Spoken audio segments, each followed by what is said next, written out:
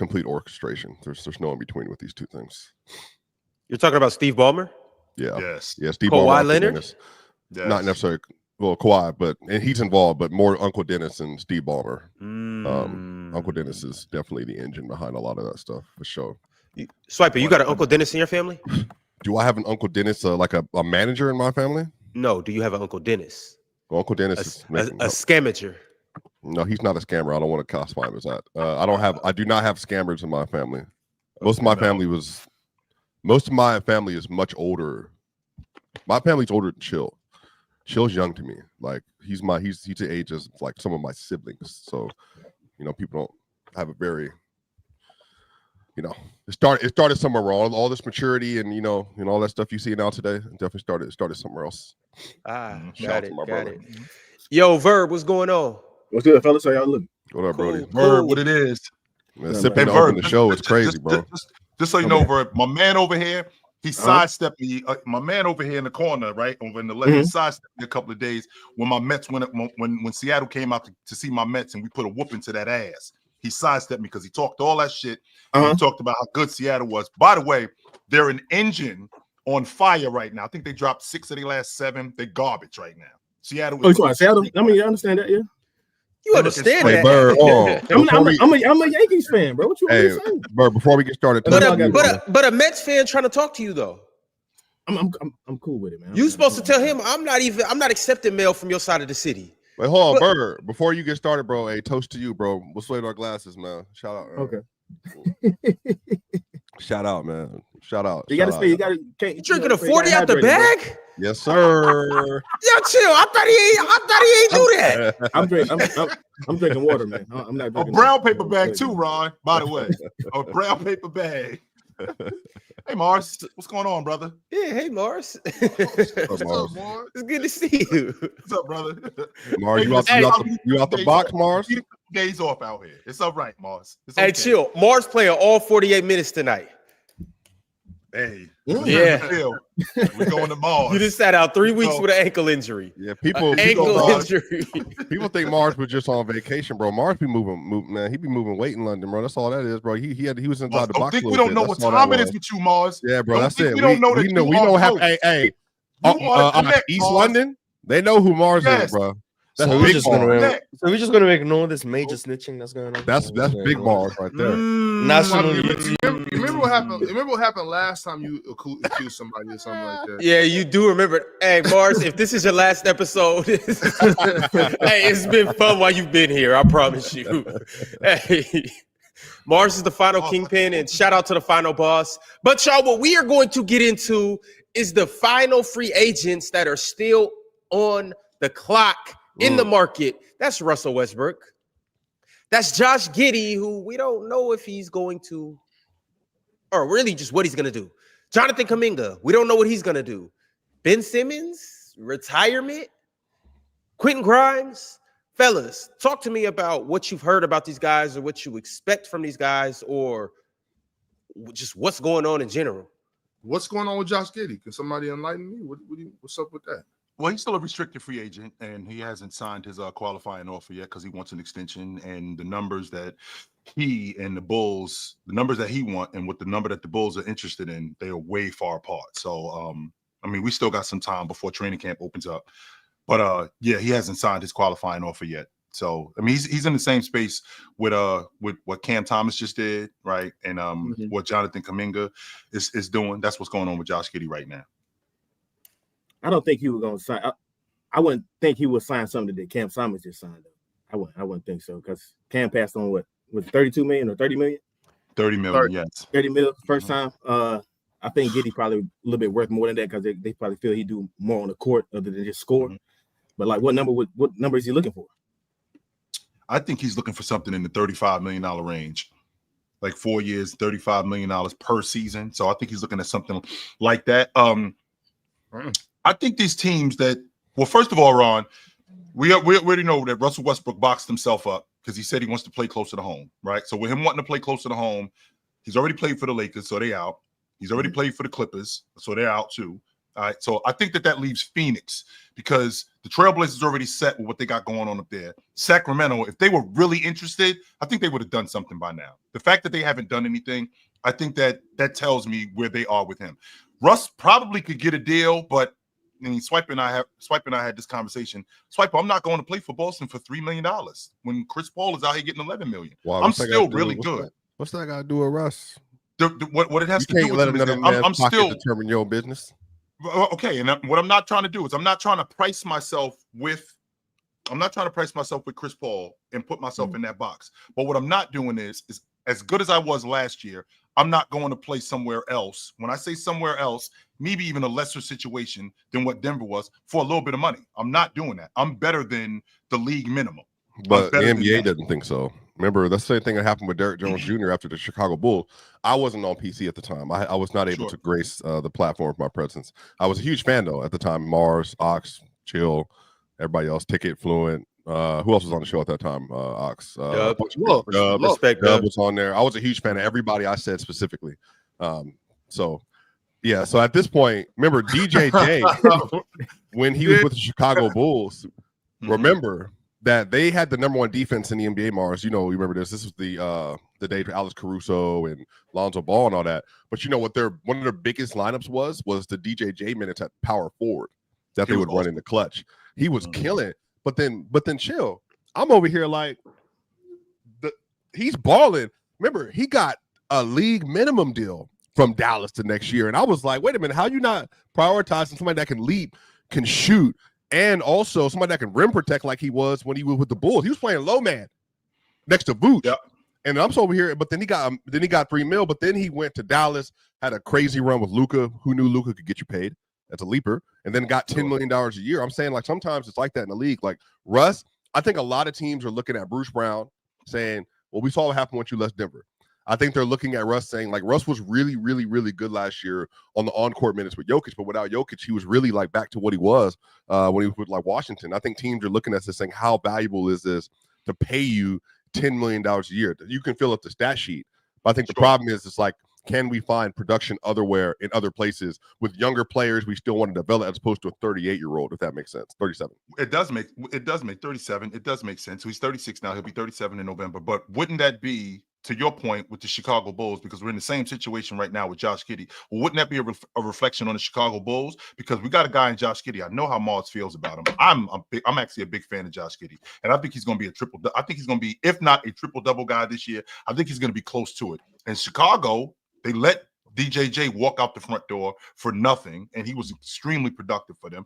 They're basically doing the same thing right now with Josh Giddey, who could possibly be their franchise lead guard, and they're not interested in him at that price. So wouldn't that be more of a reflection on the Bulls than it is on Josh Giddey, as opposed to? I think the Bulls have been mismanaged too. Yeah, the Zach LaVine deal, like all that stuff. Yeah, 100%. Because I think that with Russell Westbrook, I think Russ, and I stood on this, Ron, that I feel like Russell Westbrook boxed himself up when he said he wanted to play close to home. So now that eliminates teams like Milwaukee, right? That eliminates teams like Boston. That eliminates teams like Miami, because I'm not interested in going to play that far away from home. And maybe they might pay a little bit more before you say something like that. But now that you say something like that, now that eliminates them because you're not interested in going that far away from home. So I think that it's not because Russ can't play. I think it's largely due to he's boxed himself into only being a West Coast guy. And now we have teams like the Trailblazers, the Suns, the Lakers, the Clippers. And a lot of those teams are basically, they've wrapped up what they're looking for in free agency. Yeah. I mean, I saw that there was even, I don't know if it was like one of those jokes or whatever, but there are actually some other teams overseas that have been reaching out to Russ, and I mean, I've talked about it before, y'all. I said specifically a lot of European players. I would like to start seeing more European players go back home and play overseas as they kind of get into their later years.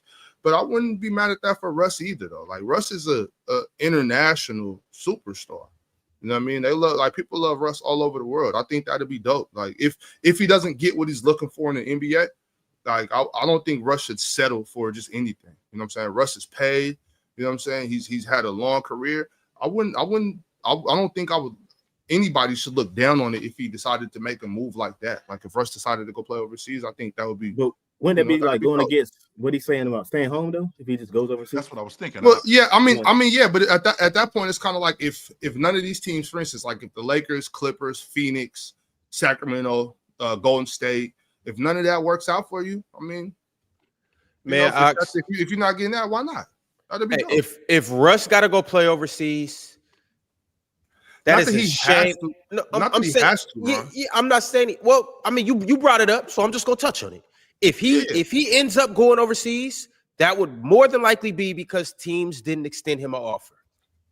And if that's the case, that will be a crying shame on every single owner in the NBA. Every single owner. No, every single owner. Well, there are some teams that can't use Russ. Every single team in the NBA, shame on you. Russell Westbrook, especially after what he did last year, deserves to be in the NBA. No. And he's better than somebody on everybody's roster. Yeah, that's not what it is, though. That's not the point. That's not how it works, Ron. That's not how it works. There's that certain amount of players. Like, okay, you're better than these guys. I know I'm better than them, right? But I'm not taking that type of contract. Russ is too good for some things. You know what I'm saying? Like, if you're just gonna offer me just some scraps, yeah, he's overqualified for some positions. Thank you, Chill. Exactly, he's overqualified for some positions, and Russell Westbrook shouldn't take that. So what I'm saying is not as a knock, but as a way to go into the twilight of your career. You can go play in front of some super fans in I don't know what some city over there. I mean, they still playing good basketball. He still can play good basketball. So when I'm saying that, I'm not looking down on going to play over there. It's kind of like when Iverson went over there. You know what I mean? On something like that. When you saying that, I'm looking down on the owners. Once again, I said what I said, and I'm doubling down on it. Shame on every single owner. If Russell Westbrook, y'all tried to make some moves for him, allegedly. Y'all was trying to get off Malik Monk. Y'all was trying to get off Devin Carter. But that's dumb. With Devin Carter, that's cool. All right, well, if you think that's dumb, shame on you too. Malik Monk, they were trying to get rid of him because of the money. They were trying to circumvent the cap, which is why they took the SARS trade for Jonas, and then they're trying to get Malik Monk off the books. That's why they did that. That's respectfully, Ox. I'm on your side with the Kings a lot. That's dumb. They're incompetent. That's what I think that would be dumb too, Swiper. That's why I stopped talking about the Kings months ago. I haven't mentioned the Kings. Well, you're a Lakers fan now, we know, because of Luka. But I'm saying that, like, historically, prior to that era of Ox. Okay, so whoa, don't pull out the non-Jamal. So what I'm saying is, in this instance, is that Ron, like, the problem with Russ is such a ball dominant player. You need a very. I don't want to hear this. I don't want to hear you hate on Russell Westbrook right now. I'm not. It's no hate. No, because Russ is went everywhere. Russ is went. He's bald. We're gonna let. I don't remember shit. One mic. Remember that one mic thing? Remember that one mic thing? Hey, yeah, it's one mic. Mute yours. All I'm saying is, one mic. No, I'm not here. No, I don't want to hear this from you right now. I don't want to hear this from you. I'll just mute my end so I can hear Russell Westbrook, and I'm not gonna let you get this off because everywhere he's went, including that raggedy ass city, the raggedy ass Mile High City, he helped y'all. The problem is you have to have a roster in place to be able to utilize Russ in the proper way. I think that teams right now are not willing to take the risk. What risk? Plus, and we know it's a risk, and I just unmuted. What risk? Stop talking. I'm muted again, by the way. I can't hear you. What risk? Like they're not willing to take the risk because of the play style. What risk? Answer my question. What risk? Even if you don't want to agree, Ron, last year he was the most inefficient mid-range jump shooter in the sport. Yeah, he helped y'all win. He was also he helped y'all win. I'm not. This is not up. See, this is the thing. Sometimes when you hear stuff, you hear it in a way that is designated criticism. Sometimes when you say stuff, you say it in a way that's designated to trigger people. Ron, guess what? There's literally no way. There's literally no way you can hear my thoughts or my final point unless you let me talk. So Swiper, if you would like Swiper, the last thing I heard from you was inefficient mid-range. If you would like to sit in the corner and be a host, I'm in the corner and I'm hosting. So you're not. You need right now. You need to let me be LeBron and you sit in the side in the corner. I'll give you the ball if I decide to. I want to be Kyrie. I want you to go to the corner. No. What I'm saying I'm trying to tie the game up. At the game's time, I'm trying to go three. When LeBron passed that ball to Kyle Korver, it was nothing but criticism. All I'm trying to do right now is score the buck at the end of the possession. That's all I'm trying to do. No criticism attached. I'm saying Russ is still a good player, Ron. Is that fair? Yes. Now you can speak, and then now you can mute mic again. All I'm saying is that with Russ, the way he plays, you would argue, Ron. I think you would argue that the way he plays still leans into a star level kind of play, meaning on ball all the time, not a super efficient player, but still a good passer. He's still a good connected player. He can still be a defensive playmaker. I think you can agree those are the things that he does like the best at this point. But then the question you have to ask yourself, for 37 years old, do you want that on your roster, knowing what it will be, as opposed to having a younger player you feel that might need to grow and develop? I think that's the argument for some of these teams that are not playoff level teams. So that's what I want you to put both of those things together. Do you think that can be combined? Go ahead. Yeah, you're talking about development, and you're also talking about a guy that's been around the block multiple times. You're talking about a guy who gets marked by the media and fans as a bad teammate when that narrative has been dispelled. Russell Westbrook's one of the best teammates in the locker room guys that you can have. I've heard that plenty of times, and y'all can act like y'all haven't heard that narrative. Bad teammate was from David Miniman. I'm not acting. I just never heard that. Wait, Ron, the media said they're bad teammate. I've never heard bad teammate. The media. I've never heard a teammate say anything bad about. There was a moment in time where Russell Westbrook this last season is the only time I heard that, Ron. This last season, I did hear some rumors. After KD left, they tried to paint Russ as a bad teammate, and he's the reason why. Even though none of those guys are okay. Why are you guys doing this today? I don't remember. That's all I'm saying. No, stop it. Ron, maybe you know something I don't. I just don't remember. That's all I'm saying. I don't remember hearing none of them do. You in NBA media, you got the pass. You behind the scenes. How I know something that you don't know? No, Ron, you know what I was doing in OKC, real quick, Swiper. What I did. Ron, you were overseas living the life in Turkey and whatnot, getting turkey baddies. I was in school with one desk, not knowing what I didn't know what I was doing in the world. So I wasn't aware that people thought he was a bad teammate. That's all I'm saying.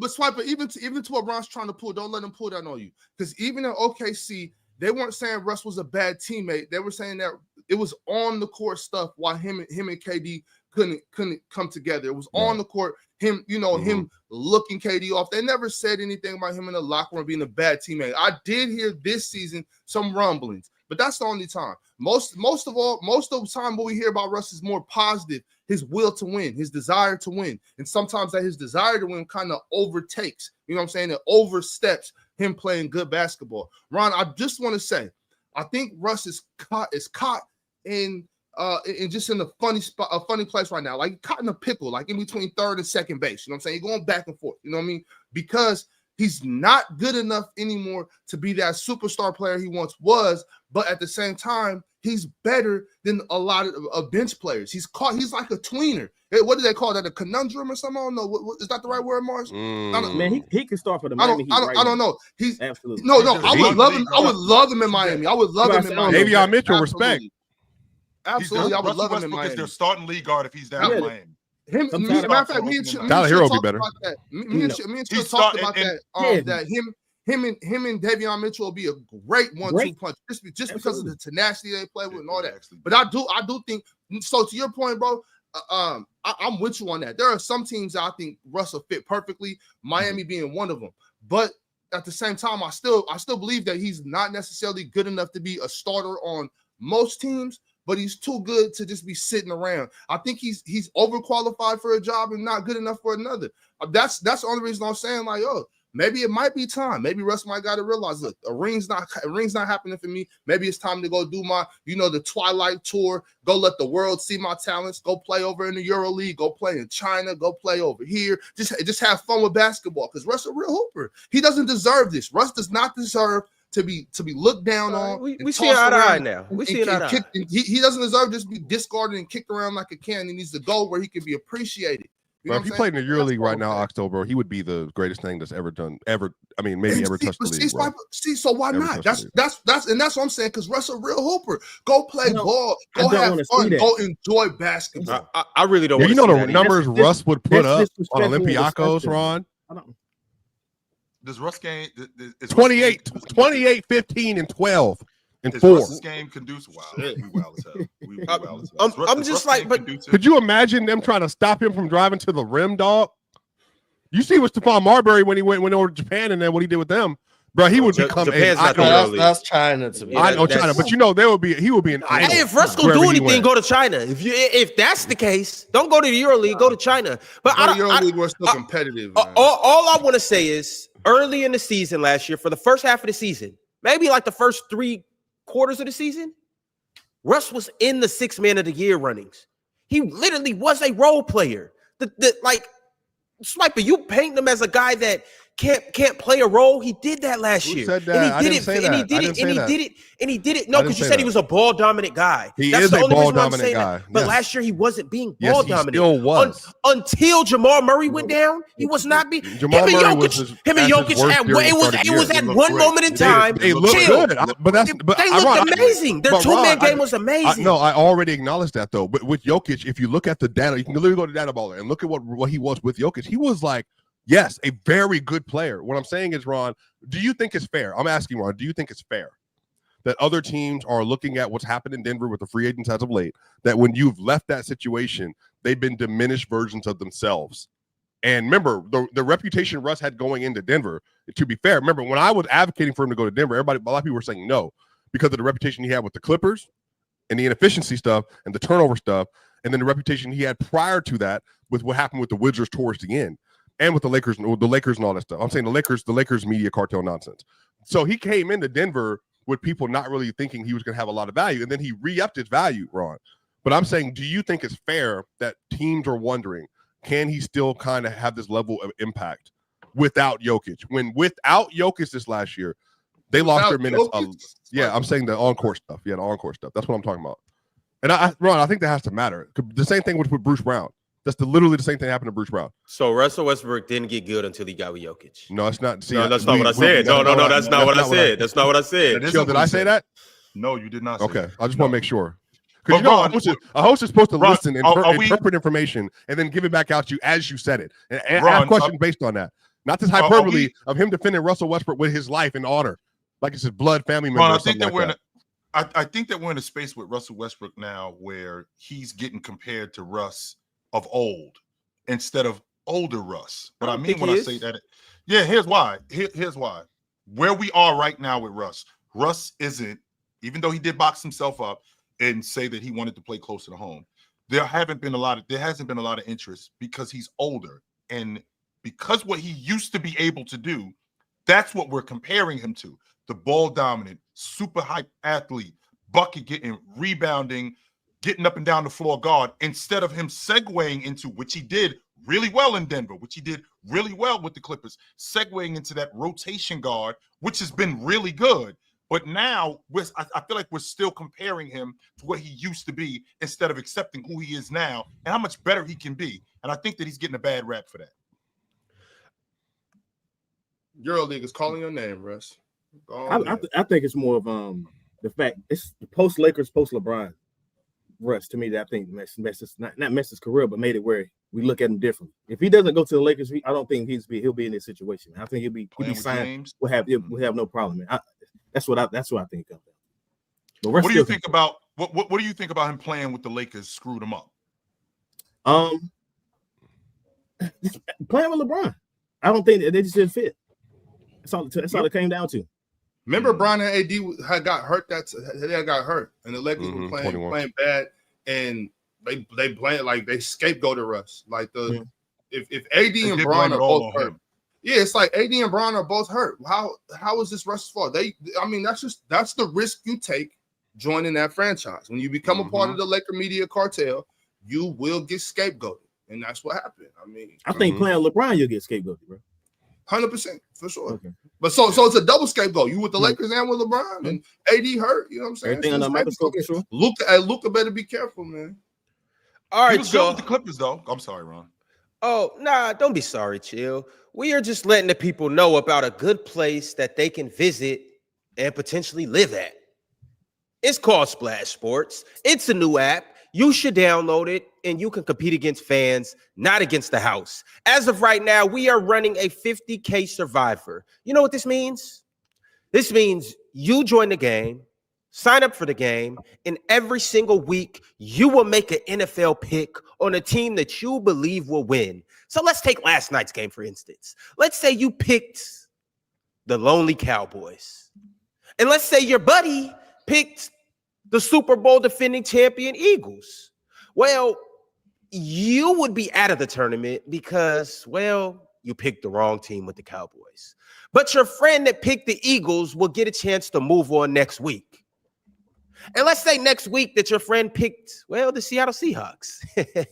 Good pick. And the Seahawks win. Then they go to the next week.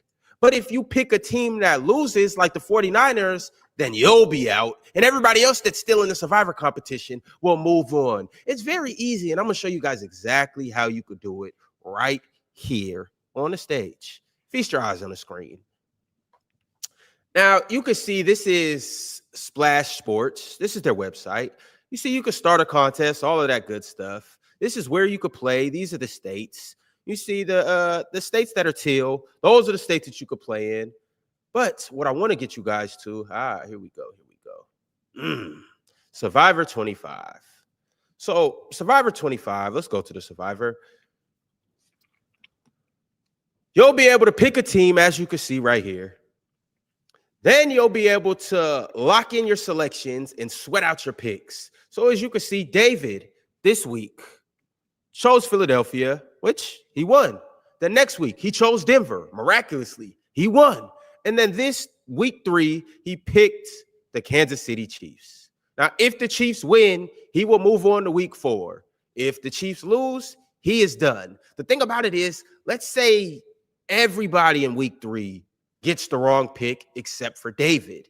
Then, cha-ching, David will win. As you can see, this pot is $2,500,000, but he will win $2.5 million, and he will be a very happy man.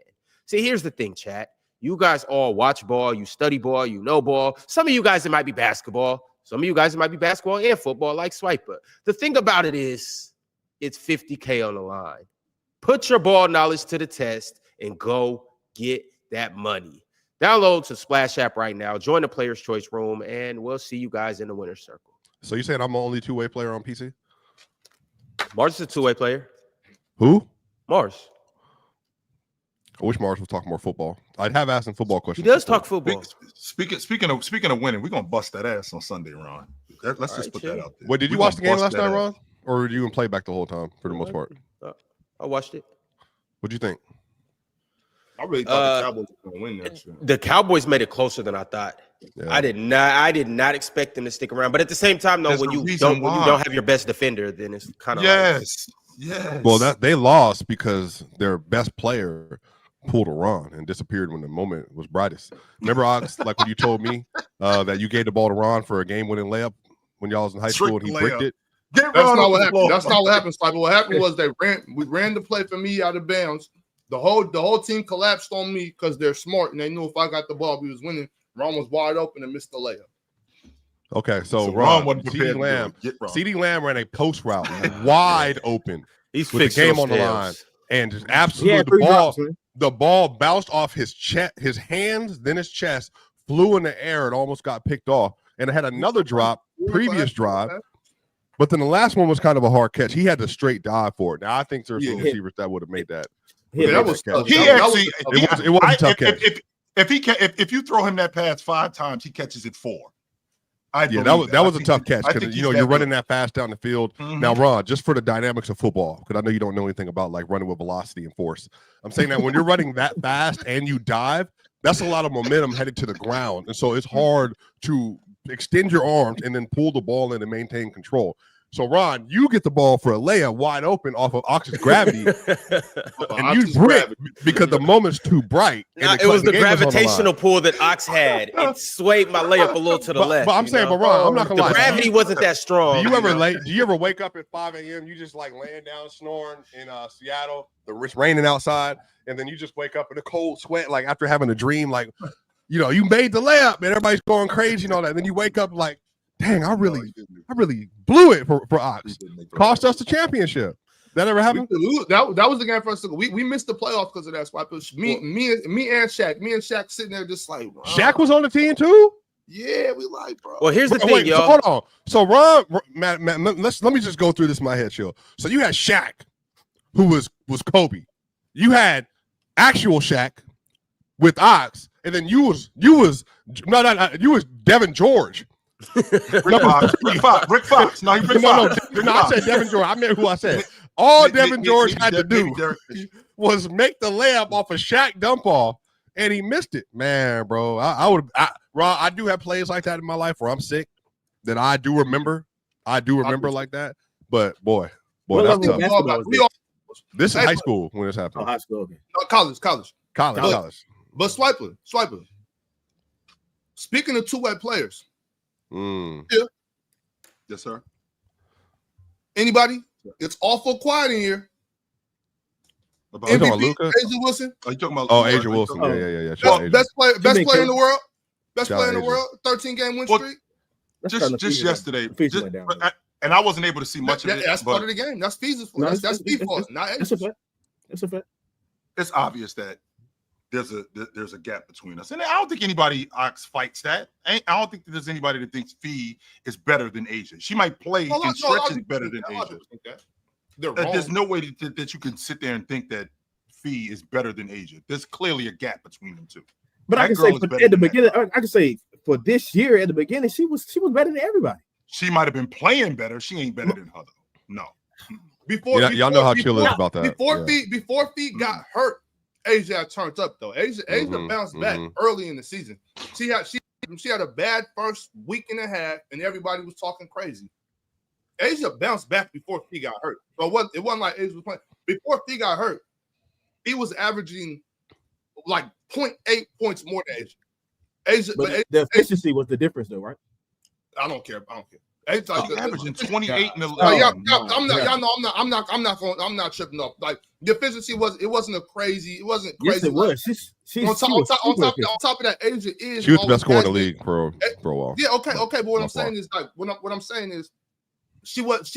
A'ja was second in scoring and second in rebounding, first in blocks, and clearly the best defender. Like A'ja is now and always has been a better defender than the Fiesel. I'm not mad at that, but where was the team at though? How was the team doing?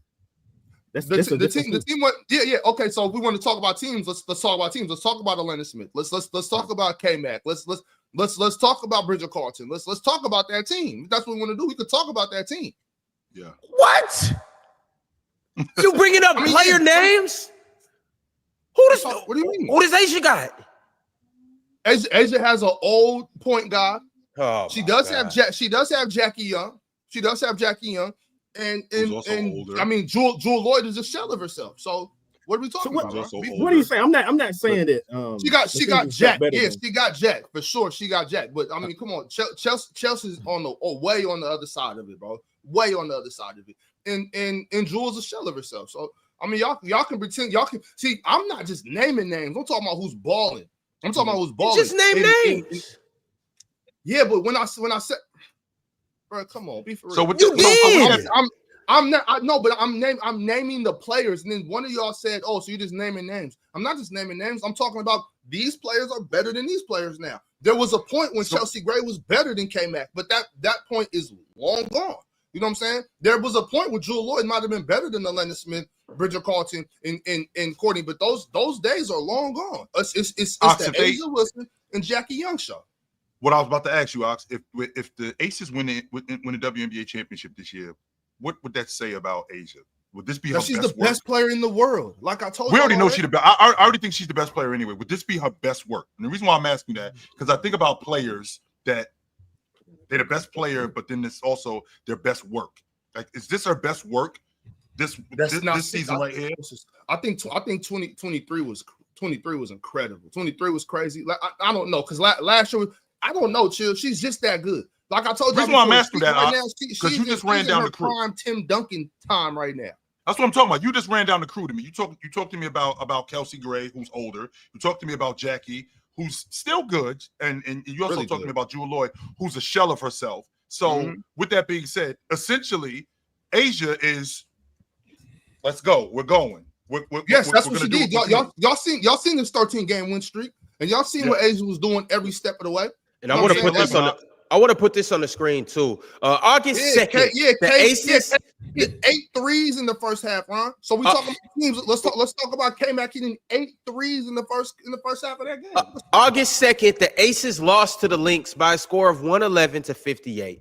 September 4th, last night, the Aces not only beat the Lynx, but they beat the Lynx in the fashion to win their 13th straight game. They are now second in the WNBA in terms of record in the standings. And the Lynx are still first, but the Aces have made up crazy ground. Right. That she took her team from 8th to 2nd.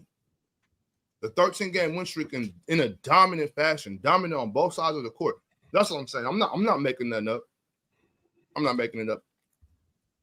I'm not mad at nothing you said, bro. I'm just saying that she wouldn't be the MVP this year if the Fiji didn't get hurt, bro. That's all I'm saying. I mean, look, this is the thing. I can't. This is the thing. She had already turned up before Fee got hurt. Now, with those games that Fee missed, if Fee stayed at the level she was playing, she'd be MVP. Even though I don't think that these last 13 games of what A'ja Wilson, these last 16, 17 games what A'ja Wilson has been doing, I don't think Fee was playing at that level. Dang, Fee's a minus 800 to win the MVP right now. Still, you know what I'm saying? But my thing is this though.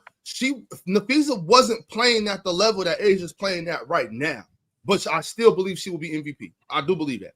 You believe Fee will be MVP or she would? No, Asia's MVP. But Fee was not playing at this level before she went hurt. What Asia's been doing, Fee was not doing this. How many total games did Nafisa play? How many games has she played? I think she missed a total of 9 games. I think she missed a total of 9, not just in this stint, but I think because she missed a couple before. I think she's missed 8 or 9 games total. Well, she can still win it. She is. I still think that she's probably gonna get it, and a lot of it is due to the record. Yeah, best player, best teams. Obviously, great player. Becky Hammond is gonna get fined and lose her job if A'ja doesn't get this MVP. She is going to lose her mind if A'ja doesn't win MVP. Hey, well, Ox, they could always go hire Monty Williams. Okay, she missed 10 games. She's not getting MVP, boy. That's a quarter of the game. She's not getting MVP. Oh wow! Wait, well, on another side, won't name the name. Currently, looks like Asia's a minus 136, and then Fee's a plus 102, which all that tells you is it is a split decision. Yo, Sniper, but Fee, you know the difference between Fee and Asia? Besides 2 inches, Fee don't got that dog Asia got. That Bam? Fee a dog. Fee a dog, but she like a boxer. She a boxer. She she'll still bite your ass. But what kind of dog is Asia? Asia's a rock. Who's the Connie Corso here? Just who's because Connie you're Corso a here? Connie Corso's a way more, she a rock wilder. She vicious like that. Asia different. She different, bro. And that's gonna knock the Fee. Fee is cold. Like Fee is ridiculously great. She is great. Fee is amazing. She has all the skills, everything. She has all of that. She's dope. I have nothing negative to say about Nafisa Collier. It's just that Asia is wait a minute. Let me tell you how much this has shifted, y'all. So this was I'm reading this from 1 hour ago. So on Thursday, so was this last Thursday? Yeah. Fee was a minus 1100. So and today, Wilson is a minus 122. Y'all, that is I'm trying to put into words like what that swing would be like. I mean, that is a like SGA damn near. I mean, Jokic last year, like let's but that's like an SGA to Giannis level flip. Like you would have had to like, I mean, a plus like that means if she's a minus 1100, I mean that means you're a plus 850. Like who knows? Like I mean that would have been you could have bet basically you bet $100 and you could have damn near won $1,100 a week ago. 1 week. 1 week ago. That means Asia and the narrative has swung so far, which is good. I'm saying the narrative part of MVP. That means the narrative has swung so far in a week that you could have literally been up 1,100 last week and now it's minus money. That's insane. I've never seen that before. Yeah, and it's only a few more games left for each team. I do want to say this though. Asia hasn't played just many more games than Fee. Asia's played 37 games, Fee's played 31. So it's not like 5 games is a lot of W, bro. It's not the same like in the NBA. It's a lot of games. True. Yeah. How many games did they play in total? What's the number? 45. 40. 45. 40? I thought it was 40. Like, I don't know. I thought it was 40. All right, fellas. Well, we are going to continue to move on. Mars, how you doing, buddy? Well, don't forget they added the Valkyries too. Good. Oh, shout out to the Valkyries for making the WNBA playoffs in their first year as an expansion team. But Mars, we are talking about these free agents that's on the clock. I want to talk about your man's Benjamin. Have you guys heard the rumblings that his agent moved on from him? Yep. And that he's considering retirement? Mm-hmm. I don't think that this is. I don't think it's what it sounds like. It sounds like his agent just dropped him, like, "I get out of here." I think it's been more of a mutual thing, because I'm not really sure how much basketball. Me and Ox had this conversation yesterday. I'm not really sure how much basketball Ben Simmons wants to play. I mean, with him having the situation that he had in Philly, up until that point, I mean, he was a really good player in the league.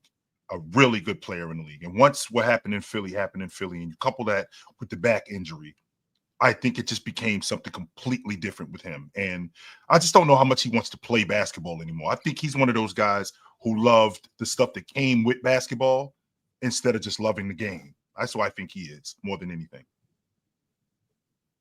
Mars, thoughts? It's a sad day, man. It's a sad day. I don't know the league without Ben Simmons in it. This is going to be very disappointing. Nah, I think the writing's been on the wall for a few years now. He hasn't looked the same since 2021. Whether you want to say mentally he's not right, or you want to say the back injury has done a lot of damage to him physically, whichever one you want to run with. If you want to say he doesn't care about the game, or he didn't improve at all since he got drafted, whatever it is, this is a player who had a lot of talent, and we're going to see him out the league at what age?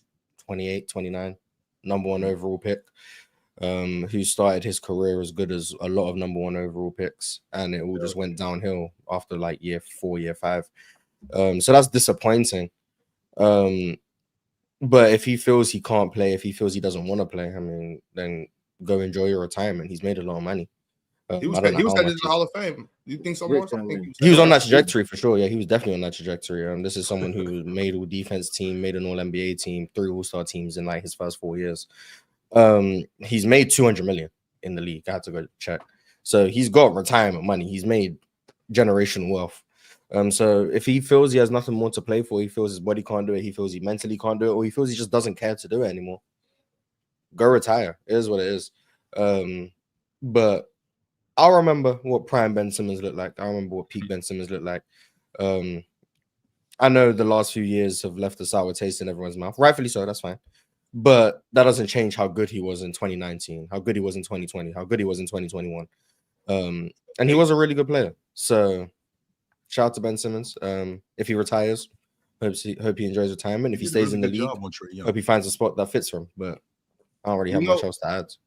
You know, Mars, I'm happy I got to see. Like, I went to go watch Ben Simmons play a couple times, like in person before it went this way. Because I would hate to be one of the people that don't know how dope Ben Simmons was. If Ben Simmons decides to retire, if that does happen, and he decides to go live his life, I say congratulations to Ben Simmons. You know what I'm saying? I say good job, Ben. You did your thing. You made your money. There's no need, like if your back is messed up and all that stuff, there's no need to try to please fans and try to make people think you did this and did that. Like this, it's not that serious, but it's just a game, and you got a whole life ahead of you. He's a young man, a rich young man. You know what I'm saying? There's don't hurt yourself. Don't mess up your back. You're 6'10". You're gonna be 50, 60 years old one day. You don't want to be walking all like this and trying to force it. Man, go live your life and enjoy yourself, bro. I say congratulations to Ben Simmons. Hey, chill. Sir. What's the average duration of somebody's career in the NBA? Do you know? Does anybody know? 4 years? 4 years. Yes, sir. He played 4 years at a high level. Yeah, he played, his career was almost double that. He played 7 years in the league. So yes. Like y'all know this happens pretty often. Like a high pick, 1, 2, 3, 4 top lottery picks. A lot of these guys only play 4 or 5 years and they done. Let's look at guys like Evan Turner, you know, guys like Nerlens Noel. Like this isn't something new. It's just Ben Simmons was one of the guys who he burst on the scene like crazy. And we thought that he was going to be something special. And he was something special for a little bit, but it just didn't really pan out. Would Nerlens Noel be a different circumstance? Just like your man from Ohio State. Is he a different circumstance? Because I think he broke his back at Ohio State, if I'm not mistaken. Evan Turner. And yeah, I think he broke his back when he was at Ohio State. Yeah, he was one and done, wasn't he? 2 and done. He was there. He was there for 2 years. I know he got hurt one of them years, and he had a real bad back injury. If I'm not mistaken. You can fact check that. I'm not totally sure, but I know Nerlens Noel came into the game broke. He tore his knee up at Kentucky. So Nerlens should have took that money, chill. That's what I'm talking about. Nerlens should have took before that he played the game.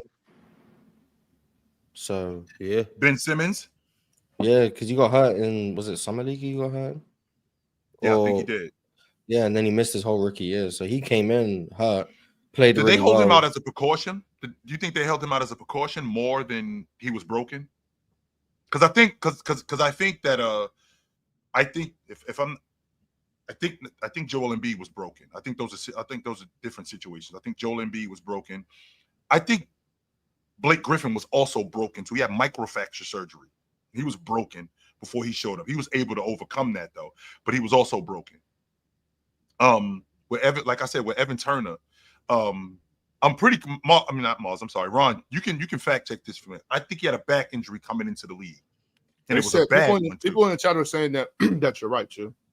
I don't remember it exactly, but I do remember he did something to his back, and it was pretty substantial. So yeah, Chill. Even like some of those guys they may have been injured, but we could even go with guys like Tyreek Evans. We can go with guys like Michael Carter Williams. It's always guys that they don't. We expect them to play long, but they don't end up doing it. I'll go to this draft at number 4, Dragon Bender. He's not in the league no more. At number 10, Thon Maker. He's not in the league no more. At number 8, Marquise Crisp. He's not in the league no more. Yorgos Papagiannis. He actually plays for Fenerbahce right now, but he's overseas. Yep. He never even came to the league. Juancho Herman Gomez. He played a couple years in the league. Now he's back overseas playing for Panathinaikos. Yabusele, he played his way out of the league in a couple years and ended up coming back. Celtics. Wade Baldwin, he plays overseas. He's in the EuroLeague. Henry Ellison. These are all first-round picks. Malik Beasley was 19 and Karis LeVert was 20, but these are all first-round picks who played in the league for a couple years and now But those guys didn't sign a max contract. They make multiple All-Star teams. They wasn't considered arguably the best defensive player in the world. So I've never seen this before. You're that great and just completely fall off a cliff. I've never seen it. So I think that Philadelphia situation. Yeah, I can't think of that. Yeah, I think that Philadelphia situation, even though he did a really good job, and me and Alex had this conversation a couple of days ago, he did a really good job on Trae Young. But the way he got ran out of town in Philly, I think that really affected him. And you couple that with the back injury, and it just looks way different. But Ron, to your point, when you're talking about those guys, are we having a conversation about guys? Was it just injuries, or is it guys getting mismanaged? Because I feel like these young guys, especially during then, get mismanaged a lot more than they actually are injured. Like Michael Carter Williams, for example, when he was in Philly, I think they did a terrible job developing him. Terrible. I don't think it had a lot to do with him not being able to be physically able to play. Same thing with Tariq Evans. I don't think Sacramento did a good job with him at all. I mean, he came into the league. He's a baller, and what they were doing up there, that was like Animal House. They had no idea what they were doing with him. They messed up drafting another point guard, moving him to the 2 position. They just left him at the 1. Yeah, that's what messed him up. Mm-hmm. See, and that right there, Miles. So I'm moving him to a different. I'm moving him to a different position, which means I'm screwing up his game instead of building around him and putting pieces around him. Because again, wasn't he? If I'm not mistaken, he was a lottery pick as rookie of the year too. Yeah, he was one of their better players. 25. He was a top 5 pick in one rookie. But hold on, though. We can blame the organization if we want to, but we need to put some of that on Tyreek too. Tyreek wasn't focused. He was out there in the streets. He was in Sacramento running around with them gangsters. He wasn't doing the right things. You know what I'm saying? So Tyreek needs to take accountability for not being focused. No, you're absolutely right, but I feel like that didn't happen until after they moved him to a different position and his numbers decreased. That's when he started doing those things. he was outside in Sacramento. Like he was not. I mean, I feel you. Like they probably didn't have to move him to the point guard, to the shooting guard or whatever. But he should, you know what I'm saying? Tyreek got to take accountability. He wasn't doing the right things though. And that part all of this goes into it. Go ahead, Chip. Go ahead. Ox, and that's an interesting point that you make. Do you think that if Tyreek Evans, let's say they keep him at the lead guard spot, and he cut and not the lead guard, they keep him at the 2, right? Is that what we're talking about? They keep him at the 2. With them keeping him at the 2 and they build around him, and Sacramento is better. Do you think he's more focused on basketball or is he outside?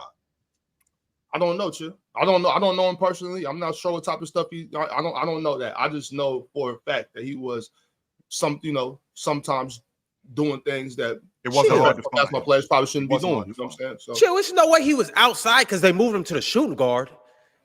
There's no way he was some people gonna do what they want to do. Like we can put. I can speak for that. Teams can mess up developing players. Teams can do a really good job developing players. But that doesn't mean if the team messes up, that doesn't mean they take all blame for what happened to a player's career. Some people don't take this as seriously as other people, and I'm not holding that against them. Like this is just a job at the end of the day. Some people aren't destined to be the greatest of all time. Some people aren't destined to pursue those types of things. This is just their job, and they're really good at basketball. They play basketball, but they aren't going to dedicate their life to the craft. And I don't know Tyreek Evans personally. I'm not going to say whether he did or didn't do that. But there are people who just that is them, and that's just a difference in how they're wired. And I think that is fair, Mars. That is fair, but I think that there's also a level of focus that I have if I'm in a better situation that I wouldn't have if I wasn't in a better situation. So if I live in a nicer neighborhood, you know what? I kind of want to stay around here. So what do I need to do to make sure that I stay in this neighborhood? As opposed to I'm in this neighborhood and it really doesn't look like I'm going to be able to move out of here. I'm probably going to be here for quite a while. So I'm probably going to act like what's going on around here. So I feel like on some level with Tyreek Evans, if he was in a situation where in addition to them building around him and playing better and seeing what Sacramento is doing, and I'm not taking accountability away from him. I want to make sure I'm clear on that. I'm not taking accountability away from him. But if he's in a better situation where they're building around him, that team is better, and you obviously see them on the uprise, like what Oklahoma City was doing, for an example. I'm not saying Sacramento's Oklahoma City, but like what they were doing, and you obviously see them on the ascend. You know, stuff that I was doing when we was whack, stuff that I was doing when we weren't very good. I probably shouldn't be doing that because I'm more focused on where we are. I'm trying to get this money. We're going to be better. And I think that that's going to help me out in the long run. Well, chat, here's the thing. I need you guys to focus. Don't be like Tyreek. You instead get in the arena, get in the game, and focus on what's happening on the field or on the court. Basketball fans, I need you guys to step aside right quick and put on your football pads and your helmet. It is football season, hence last night, the NFL kickoff. And game time is the easiest way to get in the game, especially when you don't have tickets leading up to kickoff, but you want to get there. With Game Time, you can get last-minute tickets at the best price guaranteed. Game Time will show you the full price up front, no shady surprises. And here's the clutch feature. You can literally see your seat view in the app before you even purchase the tickets. You know, when I grabbed my tickets to the Mariners game a couple weeks ago, I knew exactly where I was going to be. I knew exactly what the seat was going to feel like. And I envisioned Cal Raleigh knocking a home run out the stadium, which he did. He actually hit 2 home runs that night. But the point I'm trying to make is I waited to the last minute to get the tickets. I don't want to get into all the details. And the prices were phenomenal, even as I got the tickets, when I got the tickets. So I encourage you guys to download the Game Time app. Use code PLAYERS for $20 off your first purchase. That's right. Code PLAYERS for $20 off your first purchase. Terms will apply, but still, if you get the best prices and you can see your seat beforehand, why does it even matter? Download the app, use code PLAYERS, get in the game. And once you get there, I know you want to listen to tunes while you watch the game. So you get these Raycon earphones just in case maybe somebody calls you, or maybe you want to listen to something while you're watching the game, or maybe, just maybe after the game, you might need these. Well, they'll come in handy with the pod that they come in. But on top of all of that, Raycon's Everyday Earbud Classics have active noise cancellation. They have multi-point connectivity, And ultimately, they will last 32 hours with the battery life that they have. And they have a quick charge for 90 minutes, and you could do it in just 10 minutes. So y'all need to up your earbud game. Get rid of those headphones that you got and grab the Raycon Everyday Earbud Classics.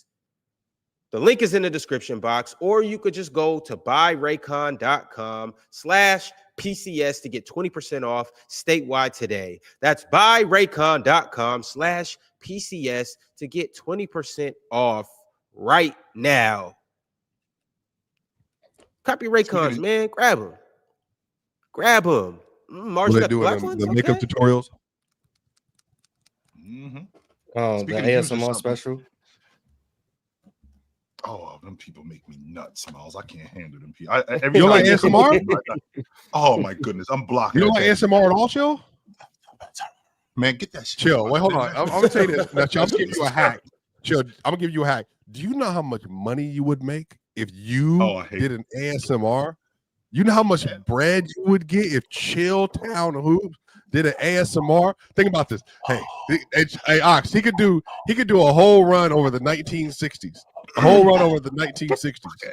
All money ain't good money. Don't. It's not. It's not. It is not. What you mean it ain't good money? He trying to get you to do one of them. What's that called? Them GRWMs.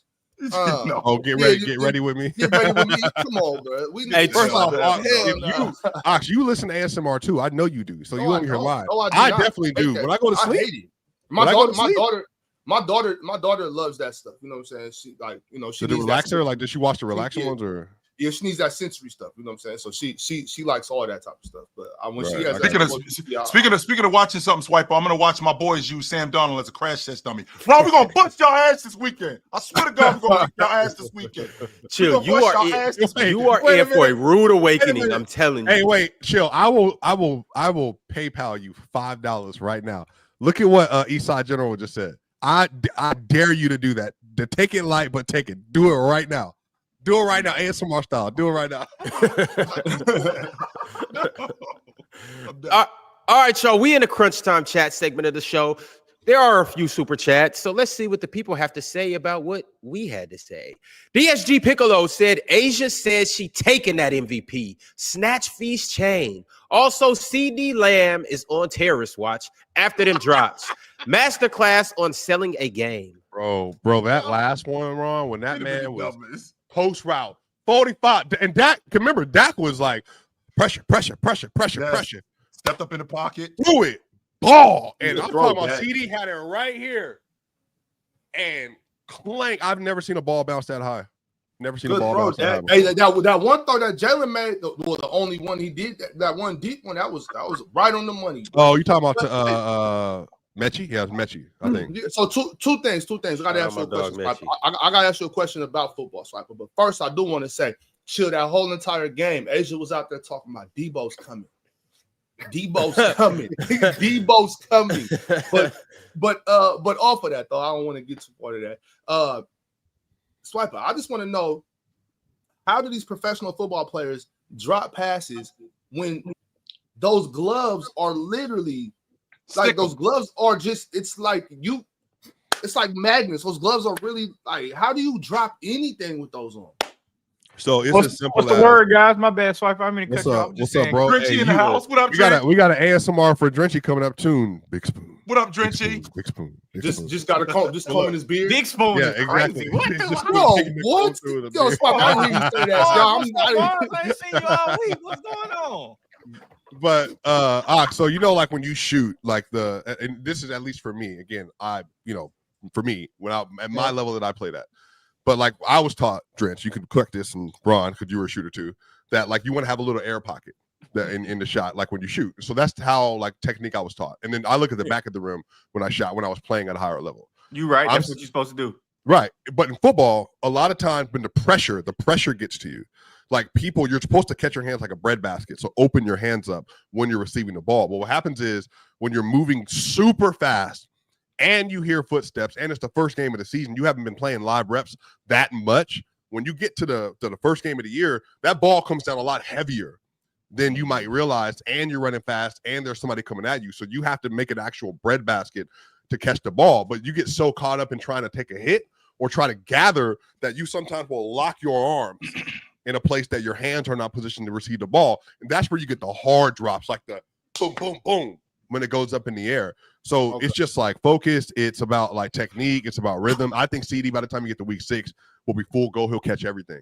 But that's what Jamar Chase did his rookie year too in preseason when he was dropping everything. When he said he couldn't the ball, that's an excuse. He's arguably the third. Well, I don't think it's arguable now. He's the third best receiver in the league. He should have made those catches. But you're prone to mistakes still at that point. Like even with you're up there. But he had 3 though.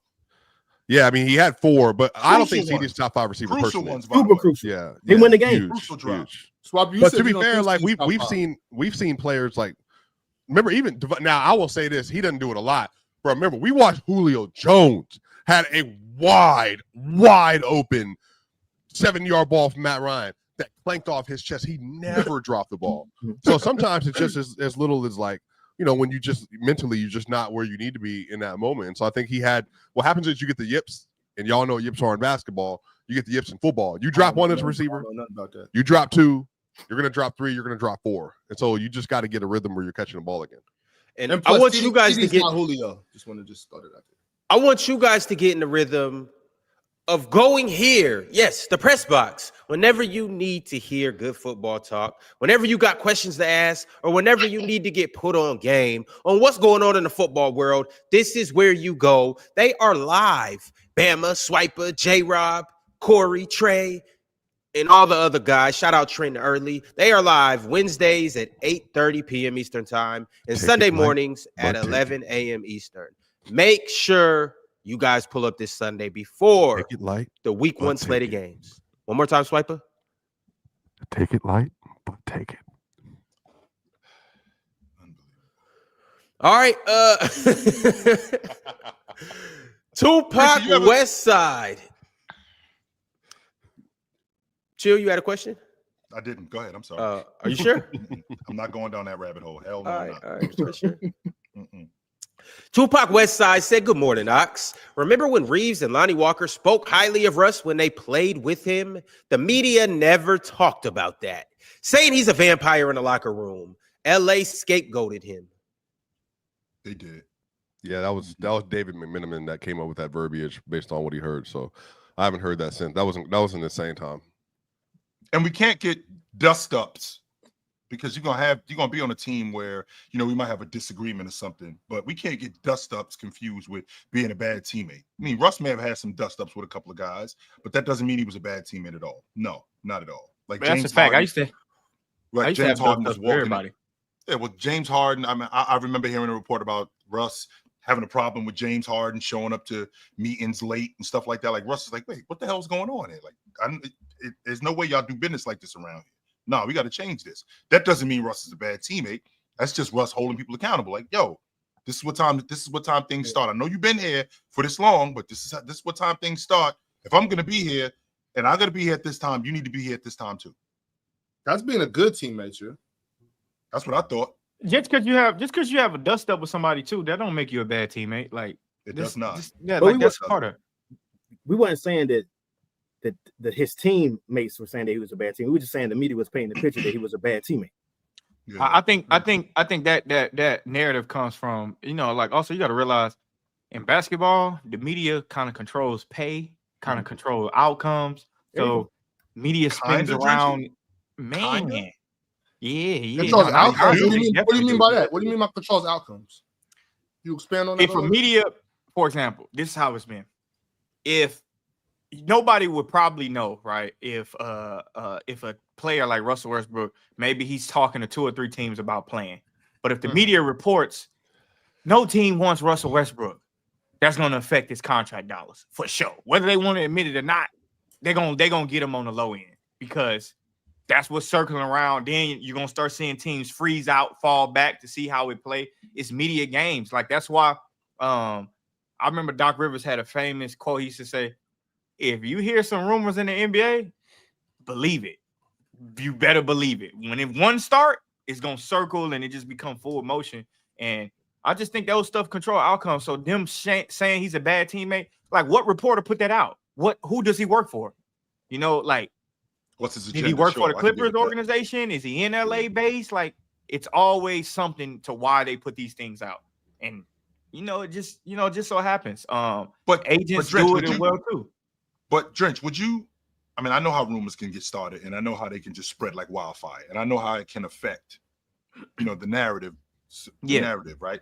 With that being said, okay, in the NBA circle, okay, you run the Milwaukee Bucks, Mars, you run the Minnesota Timberwolves, Drenchy, I'm sorry, the Ox, you run Sacramento, you run Denver, Ron, you run the Seattle got a team, right? And I don't know, I run the Miami Heat. But we know who Russell Westbrook is, even though the narrative suggests that nobody's interested in him, nobody wants him on the crew. We know who Russ is. Why would that affect how we think when we know who Russ is and what we are interested in paying? Business is business, whether you know him or not. Business is business. Like why would I pay you what I think you deserve when your market value is saying he's not getting that? Like, if the market value is saying 2.5 and all this other stuff is 2.5, 1.8, 1.7, and then you come and say, Russ, I know you, I'm gonna give you $8.5 million. Why? Yeah, Jordan, is Zeke Naji a better NBA player than Russell Westbrook? Hell no. But Zeke Naji got a 4-year, $32 million deal. That's Right. Why? They just thought projection and fit and age. That's the way it worked. That's the way That's it just the way works. the league Like, is. not even close. Like, that's not even close. But it's also, you got to also think too, Russ can't just join a team. Like, for example, Isaiah Thomas, right? From Seattle, or he's from Tacoma. He's supposed to be on the NBA team. Why he's not on the NBA team? Narrative fit, defense. Narrative reputation. fit. I mean, defense too, but it's a lot of guys that don't play defense in the NBA. Mhm. Narrative fit, defense. Also, he's Isaiah Thomas, who was 5th in MVP voting one year, if I'm not mistaken. You saying he must be in the league right now, though? 18. I don't know about today. Maybe not. It might be too long because he hasn't played in 3 years, 3-4 years. I guess. But I'm talking about when he first. It was no reason why Isaiah Thomas should have been trying out for Utah Jazz G League team. Why? Like, it's based on you say one thing about him, it's gonna keep going. Happened to Carmelo. Carmelo was a victim of it, and he didn't even do anything. Carmelo Anthony for sure, and that's why sometimes going to a team can make or break your career. Like, you have to be careful of the team you choose and the narrative that you want to swing on yourself. What's the dude name? Malik Beasley right now going through it. Narrative. Well, they're still proving the other side of it, but the narrative is strong. Yeah. The moment, and it starts, you know when it starts? When they ask you to take a lesser role. That's when it starts. If you a starter and they say, hey, we feel like you'd be better come off the bench. If you accept that and don't get no pushback, nobody will ever let you start again. Bottom line. Lou Williams, prime example of that. Bottom line. That's Jamal Crawford. How we go. So, Kill. We as basketball players and people that can see with our own 2 eyes, it's kind of hard for us to accept it, but business is business at the end of the day. It is. That's what's wrong with the game. And I think, Ron, that's your biggest issue you have with the Russ thing, which I think is fair, but I also look at the league and I'm just like, this has been how the league has been run, especially as of recent. You got to fit in like a Peyton Pritchard for me is a perfect example. I think he's good. So don't get me wrong. And Peyton probably watches this show. He seemed like the type to watch this show. So shout out to you. He's a great player. He does. He's a hooper. He loves hoop. He loves Peyton Pritchard or Peyton Watson? Pritchard, Okay. the Celtic Pritchard. Okay. I don't think he's a better basketball player than Russell Westbrook. Like, you put them out on the floor. But Peyton is more important to what the Celtics want to do than Russell Westbrook. Because he's a better shooter. He's a more efficient player, and he doesn't turn the ball over as much, and he just fits their system more. Or Swiper, they make him fit. And they make him fit. They make him fit because while Russ can't get downhill and kick. Well, Russ is also not a high end. I think this is where the point of high end jump shooter to the degree that Peyton is, or a pull up shooter, and they value that. The Celtics value that. Go ahead. And plus Peyton, he in the gym. He not watching. He don't got no time to be watching. That boy, he being. He calling up his friends right now. KD in the gym. KD in the gym. Ballers too, Mars. Not just some dudes from the neighborhood. Ballers, he called. Hold on. While we on this anyway, don't hoop us. Because I got to give a shout out because that's my best friend for life. Somebody just got paid last night. I knew all along. Oh, you talking about PJ? No. Who you I'm talking about the Euro League. I'm talking about my best friend. Who's that? Boy. They might not have dropped the bomb. I might be the first one dropping it. But I knew about it before it was signed. Who I you just kept talking about, bro? Let me look it up. you might not gonna see it. Type in Jonathan Miley, EuroLeague contract. Yes, sir. You got to shout out to the guys to get the bread, man. Come on, man. I ain't gonna tell y'all what it is. I'm gonna let y'all go look. Just know, I saw it. Just know, I saw it. I knew. I just wanted to see when they was gonna drop it. The EuroLeague news can't be lazy. Now y'all got to get on y'all job. You can't get lazy just because they make deals. See, Russ, that EuroLeague money decent. I'm saying, man. Boy, is it decent? Oh, it's more than decent. Hey. It's more than decent, boy. My boy got one of them Kendrick Nunn joints. That's all I'm gonna say. He got one of them ones like that. Shout out Big Matt, man. How many years is it? 4. 4. That's good. That's great. Money. Yeah, and they don't even do that in the EuroLeague. If you know, you know. They don't do no 4 years joint. I'm gonna just say this: just because they get the deal done in the wee hours of the night at 4:00 in the morning, somebody got to be doing their job. Mm-hmm. That's all I'm saying. That's what Ron does his best work. He makes plenty of deals at 4 a.m. Shout out to my dog, bro. Shout out to the 4 a.m. club. Yeah, that's a fact. Who make deals at 4 a.m.? Ron be up grinding. He be making the topics mad late. I'm not gonna hold y'all. Ron be sending the topics. I know he been up thinking about them, just scouring the internet for information. You think he go to sleep late or wake up early? I think he goes to sleep late as crap. Ron, am I right? Hell no, Ron go to sleep early. No, Ron, am I right? You go to sleep late? Oh no, bro. You can't. I just be here. I don't know. All the stuff Ron then exposed on his platform about himself, but now you don't want to tell us when he goes to sleep. That's crazy. What I do want to talk about though, y'all, is speaking of certain contracts that guys should take and guys shouldn't take. I want to know how you guys feel about this Cam Thomas contract right here. We have yet to speak on this in the decision he made, but as you can see, the Nets offered him 3 different type of contracts. 2 years, $30 million with a team option. 1 year, $9.5 million, but he can be traded. So there's no trade clause in there. And then he had 1 year, $6 million qualifying offer with a no trade clause, which means that the Brooklyn Nets can't trade him. And he accepted the $6 million. Thoughts on this, fella? Ron, this what happened, Ron. Done. It's over with. This will happen. This will happen when you think you thinking. He think really? He think. Yeah, but take that money, man. Well, that first deal was kind of low, though. But I'm saying though, you think you thinking, you outthink yourself. With a team option, you thinking too much. You thinking too much. He thinking too much. No, chill. He not thinking too much. He think he's thinking. This ain't. You better take that money, man. So you think this is the Nerlens Noel situation, Ox? Yes. Oh, absolutely. Oh, Nerlens Noel had the worst. When Nerlens did, that was just. Well, that was worse because he had more money on the table. Yeah, I feel him and Dennis Schroeder with. Well, what him and Dennis Schroeder did, that was just you just whooped yourself. But I fear that this ain't not what they was offering though. The 6 million. Jordan, I'm about to say that $80 million. Young man. So I'm 30, bro. I'm talking to all the young men out there. As long as you can still keep your integrity intact, you know what I'm saying, and not do anything questionable, take that money. You know what we were just talking about, Ox? You know what we just got off the conversation of once you take something, this is why I say it's over with, because he took less. He should have took the 2 years 30 and outplayed that contract. That's all he had to do. Outplay that contract after the first year. They would have came back to the table, and you would have got $15 million for that year. Now you took this $6 million deals, and you are literally in the hands of the Brooklyn Nets where they can fuck you. You have a no trade clause. What if they decide Cam Thomas is out the rotation? What you think is gonna happen now? Man, but then his value's gonna plummet. They're trying to tank anyway. But Jordan, y'all know how I feel about Keon Johnson. Mars knows this very well. That's my guy. I don't think Keon's better than him. Like, and chill too. I don't think Keon's better than him. Now they have 5 rookies, 5 of them, and they all need the ball. So like that's gonna be a conundrum. But I'm not gonna lie.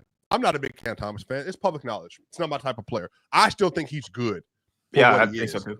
Bro, but if Cam goes out, let's say Jordan, if you know it's the Hooper, one of the Hoopers, you know, if he goes out, 51 games he played 2 years ago, 22.5 points per game, 36 for 3 on 6 attempts a game, 44 from the field, and he's not a great passer. He's just a scorer. That's really what he is. He's a scorer. If he goes out and does that again for 50 games, Jordan, I feel like if it ain't the Nets can't restrict him anymore. He should technically be able to get like a Malik Monk type deal after Charlotte. Remember when Malik, after the Lakers experience, had a nice little year, got a 1-year deal. All of a sudden, Malik was like, "I'm actually like really good," and then the Kings re-upped him. Do you think there's a possibility for him though that he could have like over the next 2 years? I guess it's kind of his mindset with his agent. I can have enough film with the Nets. I can get a 1-year deal somewhere else for like 11 to 12 or 15 or 15 or whatever. Why not take the 15? Why not take the 2-year 30? I think because of the team option. Yeah, it's the team Doesn't option. matter. If he had a player option, it'd be different. But you're gonna come to the table with after this. Oh, nobody got no option now. Yeah, he bet on himself. I don't think there's nothing wrong with it. If I perform, no, I think it's something wrong with it because if I perform, this is how it always happens. In the NBA, you're gonna get your extension on that second year at the start of the second year. Usually, I perform. Let's say he took that 2 years 30. He came back, and because they inclined to paying him $15 million, they're gonna play him. They're gonna be invested in him. That's your investment. He come back and he go from 22 or he do 22 again and maybe he go 25. Yes, it's a team option, but an extension is going to come with that. It's going to come with that. So, well, first of all, Drenchy, yeah, they obviously aren't interested in him long term. Because if they were interested in him long term, we'd already have a deal on the table. Yeah, they already would have paid him. Now, to your point about the 2 years 15. I still control the narrative. And the reason why I still control the narrative is because even if it's a team option, at the end of this season, if anybody was interested in trading for me, they have to know whether or not I'm going to come back there next season and what they're going to give up for me. Let's be clear. 24 game ain't just growing on trees in the NBA.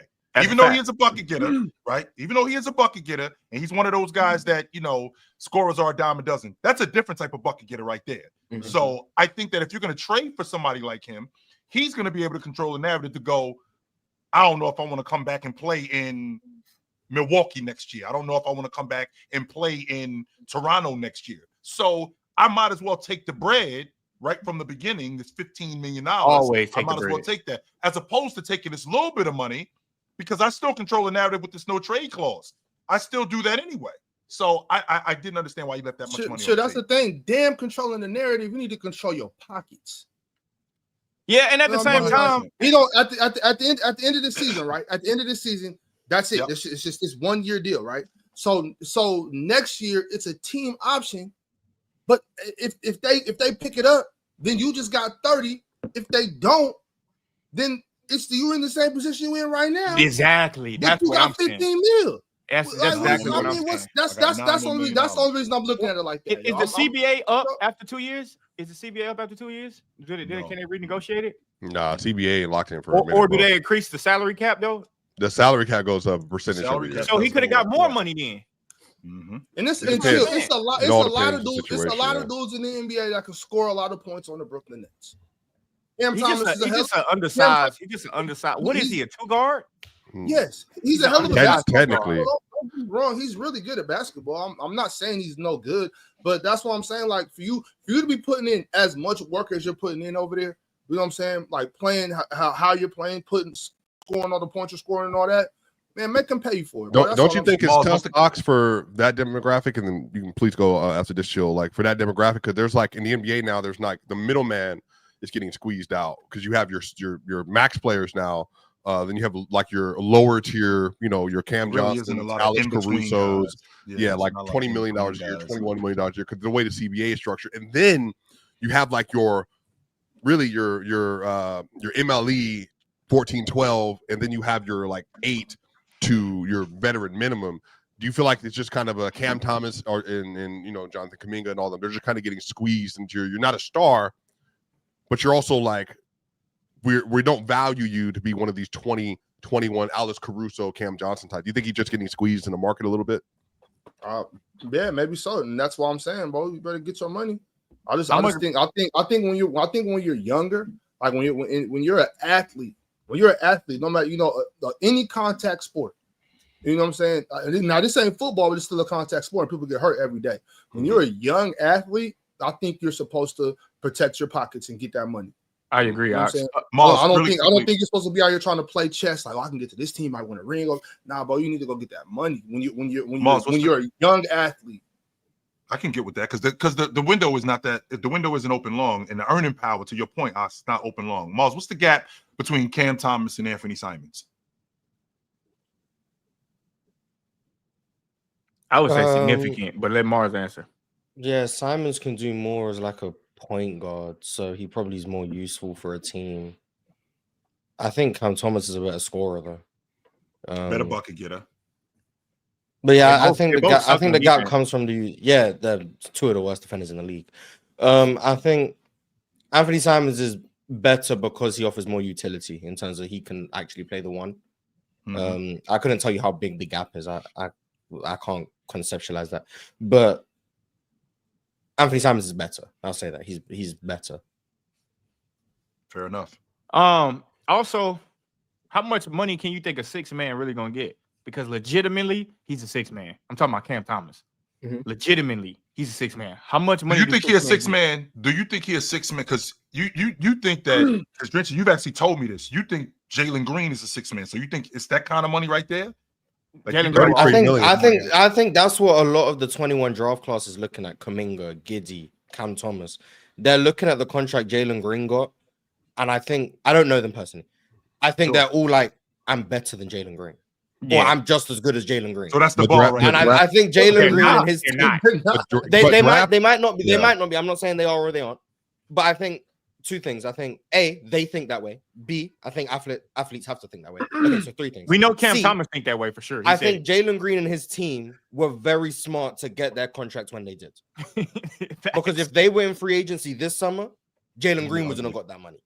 So I think Jalen Green and his representation and the way they worked that contract was very smart. I said it at the time. Jalen Green was very smart to get this deal when he got it. And he signed. It's working out really well for him. He's now in a new situation in Phoenix where he gets another opportunity to really show what he's about. And he's doing it while making $33 million a year. While his draft class contemporaries, who also aren't superstars, are struggling to get $20 million. Like, Jalen Green has done himself a really good, his team have done a really good job. Do anybody fight? Do anybody fight Cam Thomas being a 6-man? Like, me personally, I think that's probably his long-term role. Yeah, like realistically, like that has to be his long-term role. There's no way he's 6'2". If that. He's boxy. He's a boxy athlete. Yeah, he's like 6'2", 6'3", 220. Yeah, like, can't really move on defense. Like, you have to let go of the ego, man. If you want to become 6-man, that's the only thing. If he don't let go of that ego, he's gonna find himself out the NBA. He gonna find himself. But it's hard because when you're a guy like, because I don't want to say he's one of the best scorers in the league, and people think I'm saying top 10, but like he's one of the best scorers. He's one of the best scorers in the league. Yeah. So like when you look at Cam Thomas and like for a lot of basketball history, if you were one of the best scorers, you were one of the best players. Yeah. And now we're saying Cam Thomas, who's one of the best scorers in the NBA, is now struggling to get a long-term contract, struggling to garner more than $15 million. And we're saying his long-term role is a 6-man. I understand why ego is like, what's going on here? Like, if Cam Thomas played in 2004 with his scoring ability, I'm not saying he'd be a superstar, but he definitely wouldn't be struggling to get contracts. He definitely wouldn't be struggling. Yeah, you're right, but he also may not have done that. First of all, Cam Thomas just plays a bad brand of basketball. He's never played a good brand of basketball, like never, like not even in college. I've never been a big Cam Thomas fan. Like, no, he's a bucket getter. He's a good bucket getter. Just never ever played a good brand of basketball. All he knows is get buckets, and it's okay. We have a specific role for that. Well. No, he's really good at it, but we have a specific. No way is he a franchise player or a franchise bucket getter. He's not one of the ones like you got to think of the franchise guys that's like that scores as much as he do. He may score better than him, but it's how he do it. Like he's little. That role is perfect. Well, I think he can score with pretty much anyone. When I say that, KD's no, Luka, like those guys. Ain't going that far, no. But like the next tier or two down, he can score with those guys. It's just how he do it to me, though. I think the issues is the well-roundedness of his game. I think his scoring. Watch him. He didn't play a whole lot. He only played like 20, 25 games. But he's practically there. If their offense stagnates, it's basically give the ball to Cam Thomas and pray. Like, that's kind of their offense if they stagnate. Now, they have a good system with Jordy Fernandez where the ball does move and Cam Thomas is a part of that. But if they get late in the clock, 6 seconds left, and they have nothing, it's just give Cam Thomas the ball and let him go to work. And he's managed to be relatively efficient with that shot diet. He has one of the toughest shot diets in the NBA. Part of that is because of his own shot selection. Part of that is because his team relies on him to make tough shots. And he's a really impactful offensive player because he can save broken possessions. And that value is really good. He doesn't score much in transition. So, like, of all of his 22 whatever points per game, they're practically all in the half court. So you're getting someone who can give you 20 half court points a game on good efficiency. That's valuable. That's one of the most impactful regular season players. So he's really impactful offensively. The drawbacks are he's either not willing or he's not a good passer. I think it's both. And he's, in my opinion, one of the 5 worst high-minute defenders in the league. That's a hard thing to build with. On defense. Yeah, so like if you don't pass the ball and you're one of the worst defenders in the league, it's hard to command money in the NBA at this point. So that's the issue I have with Cam Thomas. But as a scorer, I don't doubt his ability at all. I don't either. I know we got to move on, Ron, but really quickly. So, Mars, to your point, okay, Cade Cunningham, max deal. Jalen Green, very team-friendly deal. Mobley, max deal. Scotty Barnes, I'm sure he's going to get a max deal. He already got a max deal. He already got his max deal. Jalen Suggs, I think he got a deal. He got a max. 5-150. It was 5-150. 150, something like that. Josh Giddey in France. Josh Giddey and Kuminga. I'm sorry. Josh Giddey and Kuminga. We still undecided on them. France got a max extension. Davion Mitchell. I don't know what his deal is. He had to leave 2 places and got a deal. Yeah, Davion was struggling. He found his role now. Miami going to be nice to him. He got 45 in Miami, right? Zaire Williams. What are we looking at? He's a role player with the Nets, but he's good. Yeah, Zaire got a deal too, right? But a small. Zaire is not the. Remember, go ahead. Booknight is not. He's out the league. Is Primo still in the league? He's out the league. Yeah. Duarte, I don't think Duarte's in the league. Duarte's out there. He was a 24-year-old lottery pick. So he came back. He played minutes with Chris. Somebody last year. He was on the Bulls. Yeah. Wasn't he on Sacramento? Last year he wasn't back. Was Duarte in the league? Yeah, he was in Indiana. Yeah, we had Duarte for a minute. Yeah, that's what I thought. He was in Indiana. Moses Moody, we still haven't gotten a deal yet with him. Is that correct? I thought he did. He'll get one. Yeah, he got. I think Moses. Hold on. Duarte was on the Bulls last year. I'm tripping. Yeah, that's why I knew he played last year. I was right. Yeah, I was right. I don't know what. Yeah, I'm bugging. How about Corey Crispin? Kispert. He's still with. Yeah, he's just he got a player. deal too. Moses Moody got a $37 million year deal. He started. Sengun ended up signing. Sengun got close. He got just under a max. He got extended, but he was under a max. He got Trey Murphy. He got the same deal as Jalen. No, he got 5 years. Sengun got 5 years. Sengun got 1 more years. Yes, that's why I said Jalen was smart because Jalen bet on himself. Sengun took the long-term security. Jalen said, "I'm going to outplay $33 million." So, but he's getting 33, 35, 37, 39. He ain't getting no money. Go ahead, keep going. Yeah. So Trey Murphy. You forgot Jabari Smith too. Jabari was the next year's draft, but he just got extended. He's not in that draft. No. Trey Murphy, he's still on that Rook deal. I don't think he got extended yet. He gonna get one. He gonna Murphy Trey nice. 100%. Oh, wow, okay. I don't remember him getting it. Trey Mann. Well, hold on. Trey Murphy got a 4-year 112. Okay, so he already got extended, so he good. Trey Mann. He been kind of struggling a little bit. He better than Jalen Green. Well, he was in Charlotte. Trey Mann not better than Jalen Green. I know he was in Florida. Trey Mann's not better than Cam Thomas. No, Trey Murphy is better than Jalen Green. Oh, we said Trey Mann though. Yeah. Kai Jones is out. Trey Murphy's not better than Jalen Green. Yeah, he is. I'm not doing this with you. I've already shared my thoughts about Trey Murphy. We keep going. Kai Jones is out the league. Jalen Johnson just signed that one. Kai Jones not out the league. He played for the Mavericks. Kai Jones was just on the Clippers. Okay, but I don't know. He's on Dallas. He was on Dallas last year, and the Heat decided to pass on him because he worked out for the Heat, so they decided to pass on him. So he's not with anybody currently. Jalen Johnson just signed that $150 million deal. With the shouldn't have. If you asked me, they should have traded him. Keon Johnson. He got re-signed for a small deal. Isaiah Jackson. He hurt. He's still on the deal though. He's with the Pacers. With Indy, I think, but he tore his Achilles, so I don't know. Usman Garaba, is he still in the league? Hell no. He never came over. Shout out to Gruber. First of all, I like Gruber coming in. I was like, this is a big who can guard 1 through 5. Man, hell no, Mars. There's no way you like the Usman Garaba. Hey man, a big who can move his feet. I was intrigued. Bro, the Rockets lied. They was trying to trade his ass. They lied. They excited about him. Ooh, Guzman, that motherfucker was trash as hell. Yeah. Garuba. I'm gonna keep going though, guys. I'm gonna keep going. So Josh Christopher, Miami. Okay. Quentin Grimes, and we already know what the deal is. He's in 12 places, and he did he get a deal needs yet? to be signed to somebody. Well, he's with the Betting on Sixers himself, it currently. might not work out though. Now he a free agent right now. He's What? still, No, but he's he's still a a free agent. restricted free agent with the Clippers. Yeah, he restricted. Not Clippers. The Sixers. With the 76ers. Sixers. Yeah. And then Bones Highland. So all of these guys went before. He's Bones out the self-destructed. league. Well, Bones plays in the EuroLeague.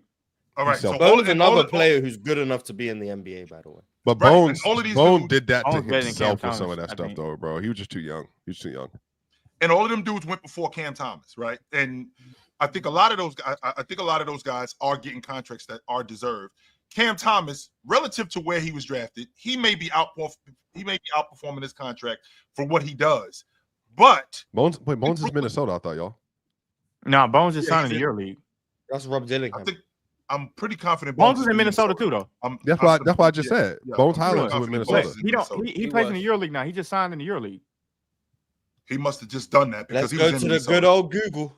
Well, Yeah, I thought he plays for the. I'm He's sure listed on the Bones Wolves Highlands right is now 100% is signed. He must have just signed in the EuroLeague like a couple of days ago because because he No, had a he- deal. It he was got like Minnesota. last A week. month or a ago. couple Tim weeks ago. Connolly. Oh, really? He was like a month ago. Yeah. Then damn near. Timberwolves. Bones signed with the other dude, the dude that came from the Clippers, the same dude that got the I Clippers. don't Hold on, hold see- on. I don't- I gotta. I'm looking at it right here. Please, someone correct me if I'm wrong. Yeah, I don't Sports see Illustrated. it. But I don't know. Sports Illustrated says that he got a $5.7 million deal. I think a 2-year deal. With who? Minnesota. Minnesota. No, I don't who's see the it. guard for the Clippers that just left? Nikhil Alexander. No, for the Clippers. Oh, you're talking about the Clippers. Clippers. I thought you meant Minnesota. I'm sorry. The Clippers guard. Oh, you talking about Powell, Norman No, Powell. not Powell. He barely even played. The young kid, the light skinned kid, Brandon Boston. Horley? Boston. Okay. What about Brandon Boston? Okay. He signed in Not the guard, EuroLeague. Oh, Him you're and not talking about Bones did Bones. the same thing. We're I'm talking about Bones. I'm so shocked. I need to just DM Bones. 'Cause It I'm has looking to at be it right Bones now. Highland in the Euro. I know I'm not tripping. Yeah, I'm saying you might be right, but I'm not seeing anything. It says Minnesota where I'm looking at. What I'm saying, Yeah, Ron, I didn't is see. I saw like rumors of him going to like Belgrade, but I haven't seen. anything yet. Cam Thomas. May Oh, he be haven't good signed for yet. what They say he has does. interest. I think that's the problem that we have, and I don't think that the Brooklyn Nets value him like he thinks he should be valued. So He must. I think he's looking at the I just think he's looking at the league as, I'm a bucket getter. I should be paid like other bucket getters. When in reality, I mean, you nice as a bucket getter, but you're not $35-40 million nice. And Brooklyn ain't interested in that. But They but not. chill. But Julius Also, Randle got what 33? Ron. yeah, I mean, I don't. He's not as Bones good probably as should have went to the EuroLeague. But I ain't gonna lie. I'm saying like 1 year, $6 million. We all can agree is a vast, heavy underpayment for Cam Thomas. Yeah. Over the last 91 games, which is this season and last season, dude has averaged 23 points. Yeah, but it's a And qualifying offer though. I know you could say like, oh, That's well, underpaying.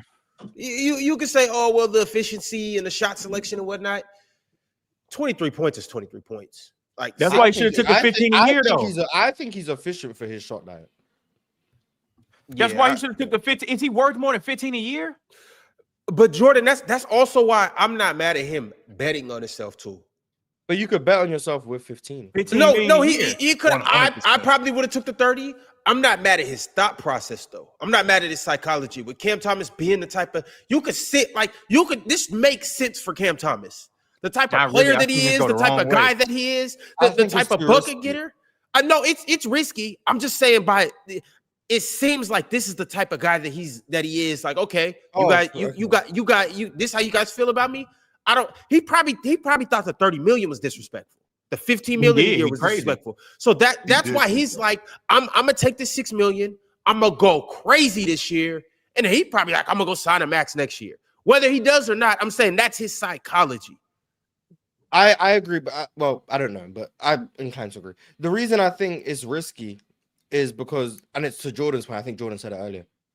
There's nothing stopping Brooklyn, a tanking team, maybe not cutting him out of the rotation. I think that would be extreme, and that would be like everyone, the league could see what they're doing.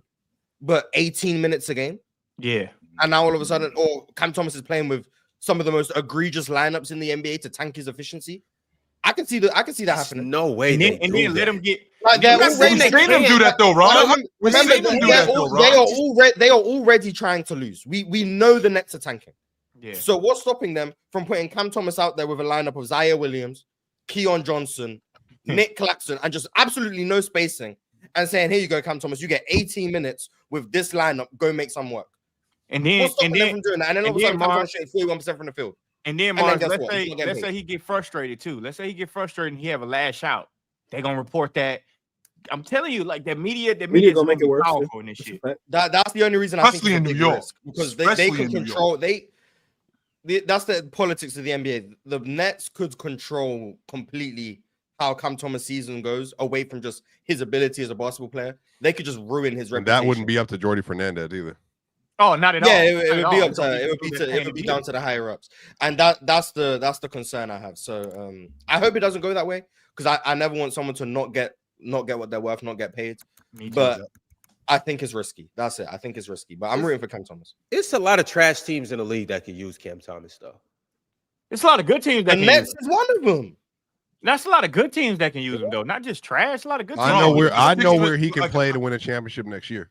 Let's take the I've championship. seen your Twitter post. Of course, You are 100. Hey, Hey, you wait, would what be good. I ain't gonna lie. what did Rick J and Dave Chappelle do? Hey, But Sparks, I ain't to gonna lie. to Cam Drench Thomas point- in Denver would be nice. I ain't gonna lie. Because Lovely. it could take some of the pressure off of when Jamal Murray is having one of his sick days. Cam Thomas can come in and just play right off that role. He can do that for a lot of teams. I think Hey, it's a look, lot of Cam teams Thomas that- being a tertiary ball handler on the floor, Jordan. Oh God, Drench to your point. What does Cam Thomas look like playing as a 6-man in Milwaukee? oh, he looks great. He looks amazing. I mean, but they got Kevin Porter Jr. now, who Kevin Porter That's Jr. the might starting start league now, guard. to be honest with That's the you. starting league guard. Cam Thomas coming off the bench playing close to I 30 just really minutes. I'm hate- starting Cam Thomas over there. They could use some perimeter creation. I just really hate. I Over Gary just Trent? really hate that they really trying to turn Kevin Porter Jr. into a point guard. He's just not a point guard. Like They tried that in Houston too. Yeah, but he's a shooting guard. and he's good matter at of it. fact, He's a I'm damn gonna- good this is shooting this guard. is another thing. Chill. I asked you last week to expose yourself, and you did. That Whoa, pause Kevin that. Porter Jr. is not a top 25 point guard in the league. If they had, I guarantee you, the Bucks will be better with Cam Thomas and Kevin Porter Jr. Guaranteed. Kevin Porter Jr. is a way better player than Cam Thomas. No, he is not. No, he Way isn't. better. No, Swiper no, will be no, balling out no, sometimes. Swiper. no. 6'7". no. He can I don't handle give the a ball. damn. He's No, a better I don't care. passer. No. 6'7". Kevin Porter Jr. is about 6'5". 6'6", 6'7". He's 6'5". 6'5". He's No. 6'5". He's a worse. He's a worse scorer. Kevin Porter 6'6", Jr. is 6'6" on his best day. No, He's at worst 6'6" on his best day. At worst, he's He's 6'5". 6'5", 6'6". But even still, to Drench point, Swiper, I'm trying to make sense of why everywhere this dude goes, he's either starting or he heavy in the That rotation. has nothing to do. He's No. playing. That has everything to do with Whoa. it. Let me We've seen correct. guys. Let me correct this KPJ thing. Now he's a KPJ is Houston a way fan. better basketball player. Yeah, he's a That's Houston crazy. fan. I'm good, but let me correct this. He was starting. Okay, let me go to the timeline with KPJ a little bit. He was starting. Okay, and then he wasn't getting real consistent minutes. I remember after Facu Campazzo embarrassed him middle of the game, he pouted, didn't come back out for halftime. Jordan, my line, didn't come back out for halftime. Got disciplined for that. What do you mean when he was with the Rockets? Yeah, when he was with the Rockets, That's when he not was what young. happened. That's No, not what but happened. remember there was the then KPJ had the incident, right? Yeah, with And John then Lucas. Cleveland, I think the Cleveland take He was in came Cleveland first. first, Came and then first. ended up in Houston. Yeah, that's what I'm saying. So then the Cleveland Cleveland did thing some happened bullshit, first. though, Swiper. Let's admit And then that. the Cleveland wave, did yeah, they bullshit. wait. I thought the Nuggets should have picked him up. At the time, I like KPJ off the bench too. But Yeah. then he has the Houston stand, and then KPJ does this traveling thing, and then he has to play last year for periods with the Clippers because the Clippers didn't have a backup point guard to James Harden at the time. He was bad on the Clippers. Yeah, but that's what I'm going to tell you. He wasn't good either, though, Chill. Like, he was not good. And then He was nice in Milwaukee. he goes to Milwaukee off. But again, Milwaukee at this point, they're like, hey, Jordan, like when you gambling, the slot machine ain't going well, and you just like, I'm just going to try. They just pulled the lever, just hoping that this one was going to be something in there. No. That's what happened. That's literally what happened. They were looking for guards. First of all, the KPJ Clippers came did in. have a backup point guard. And not Who? only did they have a backup point guard, Who? Chris Dunn, who you love, by the way, He's not who you a wanted on backup your point crew. guard. No, he's not their 100%. backup. You loved He wasn't him. their He backup started point guard, though. It was He KPJ. played point guard in Utah, and he was really good in Utah. He gets on that Clipper No, team. you're You not. love You him, don't by have to the way. convince me, You- but KPJ you played that role over him. You advocated for him on that Denver team, so they did have a backup lead guard. So he was better than Chris he was Dunn better is in not that role. he's not the backup He lead was guard for be- them. he Okay, was He's better so- in not that a role. creator. He can't. They needed a shot maker off the bench. That doesn't negate the fact that he's still a backup lead guard. No, he's not. They use him as a backup 2-3. They use him as a wing. Like that's what he is offensively. They needed a backup creator. KPJ was the only one on the team who could do that. You have Chris Dunn as your point guard. You're gonna have someone who brings the ball up and throws it into Zoo in the post, and Which then goes. is what he was doing as a backup. KPJ was actually dribbling and trying to do stuff. It was going poorly, but they needed someone. Which means to he do was that. better. Hey, No. No. Is KPJ better than Chris Dunn? Is that what you're telling It me? means he could dribble the ball. That's what it means. Is KPJ better? Hey, hold on. Skill set. Chill. They needed someone with a skill set that could create. Chris Dunn doesn't have that skill set. Ron, you're making that stink face again. You think KPJ is a better NBA player than Chris Dunn? You seen the defense he was playing with Milwaukee? Defense. Yes, KPJ's a better. You talking about the series, the Pacers series? No, he's not a better defender than Chris Dunn, but when he got to Milwaukee, he was used. He was They got used lit as up. an What on-ball you talking about? The defender. whole team was getting put on the bouillon. What are you talking about? The whole team. Who did he get lit up by? He's a better defender than he is. The whole chill.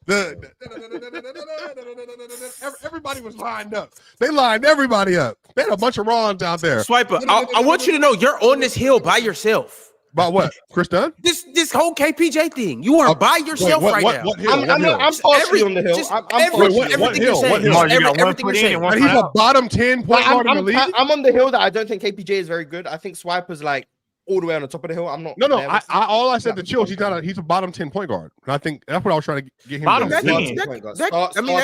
Starting, bottom 10 starting point guard. Yeah. Okay. Let's go through the NBA. Yeah, go through the list, please. Mars, didn't we see? Okay, so he's not better than Darius Garland. Who? He's not better than Darius Garland. I mean, if you ask Chill based on defense, the Celtics would be Peyton Pritchard. The Celtics would be Peyton Pritchard. Is he better than Peyton Pritchard? Here Ron go. He white. He white. Peyton Ron. Pritchard's a better shooter. No, Chip Mars. He's white. Move to another player. No, I like Peyton a lot, but matter of fact, Mars, check him real quick. Is he better than TJ McConnell, Ron? Yes. Hell no. He needs to say that when Oxford hit. Yeah, I knew he would say that. Hey, Mars, didn't we see a 40-point triple-double from KPJ in Houston against the Milwaukee Bucks? On Giannis, Andrew Holiday. Did he give Drew 50? 50. Yeah, Hold that. How many That's point That's guards? what the Bucks guard. Whoa. Hey, I saw TJ McConnell. You never seen him do Take SGA to the woodshed in the NBA Finals. What you talking You about? didn't see SGA, KPJ demon do defender, it. SGA. Whoa, he got the same amount of DPOY versus Giannis. Whoa. Man, he gave Drew Holiday 50, and you talking about SGA. As you were saying, Mars. Peyton. Now you don't think SGA two-way Peyton player. Pritchard got mixed votes, but whatever. Jalen Brunson. No. Hell no. Come on. Ron, I don't know who plays better defense, Ron. Yo, right quick. Who play better defense? Hey, right quick, my man Verb about to jump up out of here. But Verb, where can the people find you at? Where can they check out your good work? It's on all across everything. It's Game Point the podcast. That's simple as that, man. It's Game Point the podcast, man. I appreciate y'all having me on again. Hey, before you go, who's your Super Bowl picks going into the season for the season to get started for real? Before the season started? I mean, right now before the season really gets started on Sunday. Friday. Matter of fact, do AFC, NFC championship, both of those games in the Super Bowl pick. I'm gonna do the Super. I think I want the Ravens to win. I'm a Cowboys fan, but I think the Ravens is gonna come out and